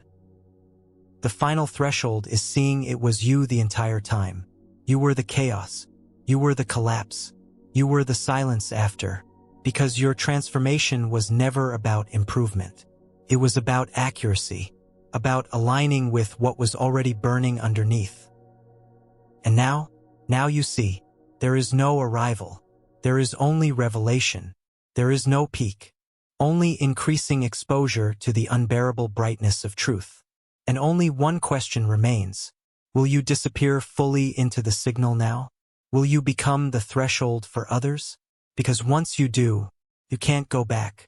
You never could. And you never needed to. You reached the summit. So why is there another one already forming? You thought the arc would close, that there'd be a point of permanent rest, a stable frequency, a final equilibrium. But now the air shifts again, the ground reshapes, and the clarity begins to mutate. You're not falling apart. You're being respun. The spiral continues, not because you failed, not because you missed something, but because that's the design. The frequency of the universe is not a line, it's a loop, not flat, but ascending. It returns, but each return comes with higher consequence, tighter refinement, sharper stakes, because the spiral is recursive evolution. And at each recursion, a deeper part of you is brought to the surface, demanded, tested. This is not regression. This is recursion, the system checking itself against itself. A feedback loop engineered by consciousness to ensure truth stays true under pressure, under time, under increasing layers of light. You can't escape it. But why would you want to? This is what makes you alive. The feeling of motion, of pressure, of challenge that isn't punishment, but proof that your system is still programmable, still listening, still in play. You don't age out of the spiral. You refine within it. And if you're here, reading this, feeling this, it means the spiral hasn't given up on you. It means you still matter to the code. You still hold weight in the unfolding of what comes next. Don't resist the return. See it for what it is, an invitation to go deeper, not wider, not louder, but more honest, to let go of performance at even subtler layers, to burn cleaner than you ever thought necessary. This spiral isn't about growth anymore. It's about purity, not moral purity, signal purity, removing interference so thoroughly that your presence rewrites space without effort. That's what's being asked now. Can you hold that? Can you accept that mastery isn't the end? It's the beginning of responsibility, because now people are watching, systems are listening, and your frequency changes more than just your life. It alters trajectories of others, of timelines, of worlds. The spiral asks, will you walk it again? Not because you're broken, but because you're strong enough now to spiral with grace, with peace, with the full knowing that this will never end. But also knowing, that's the gift, that's the magic, that's how you stay real. You've mastered the shift, but can you live inside the unknown without resisting it? You made it through. You crossed every fire line, every fracture, every rupture you once believed would consume you whole. You stepped over every edge you were certain would shatter you. You saw yourself die in 100 configurations, and then watched as the true signal reassembled inside silence. Now you stand here, not in victory, in exposure, in the total absence of protection. Everything is gone. Everything you leaned on to validate your coherence, gone. The applause, the mirrors, the clarity of linear cause and effect. Now the air around you vibrates with something formless, something you can feel but not define, a presence beyond architecture, a reality without frame. This is the final form, the unknowable, the unbearable simplicity of pure being. No outcome, no agenda, only the hum of your aliveness echoing inside infinite potential. And this is where most collapse, because the mind can't control what it can't measure. And here, there is nothing left to measure. Not even you, because the final evolution is the dissolution of the self that required evolution. The letting go of the identity that was shaped by thresholds. The vanishing of the structure that needed challenge to feel real. You are not that anymore. You are not a structure. You are not a survivor. You are signal. And signal doesn't resist. Signal doesn't fear. Signal doesn't negotiate with the void. It moves inside it. It becomes it. It writes reality from within it. That's your role now. Not to be seen, but to shape what is seen. Not to be known, but to know. The void isn't empty. It's raw intelligence waiting for coherence. Waiting for a frequency stable enough to give it shape. That's you now. The instrument of the unknown. The antenna of next reality. The bridge between chaos and formation. The breath before the word. To live here requires nothing, and that's what makes it hard. You have to let go of effort, let go of mission, let go of the myth that says you still need to earn existence. You don't. You are. And that's enough to reshape galaxies. But you have to stay open. You have to stop chasing certainty. You have to sit in the not knowing with full trust. Because that's what coherence looks like now. Not knowledge, not mastery, but surrendered awareness. This is not spiritual. It's structural. The signal needs stillness to operate. It needs spaciousness. It needs the death of egoic noise. And when it gets that, it performs miracles in silence. It rewrites systems without effort. It bends time with presence alone. You've reached the final doorway, and it doesn't swing open. It melts. It responds to your internal configuration. If you try to push, it seals. If you try to force, it vanishes. Only when you become nothing, fully, quietly, without hesitation, does the door dissolve and let you through. Into what? No answer. Only everything, waiting to take shape.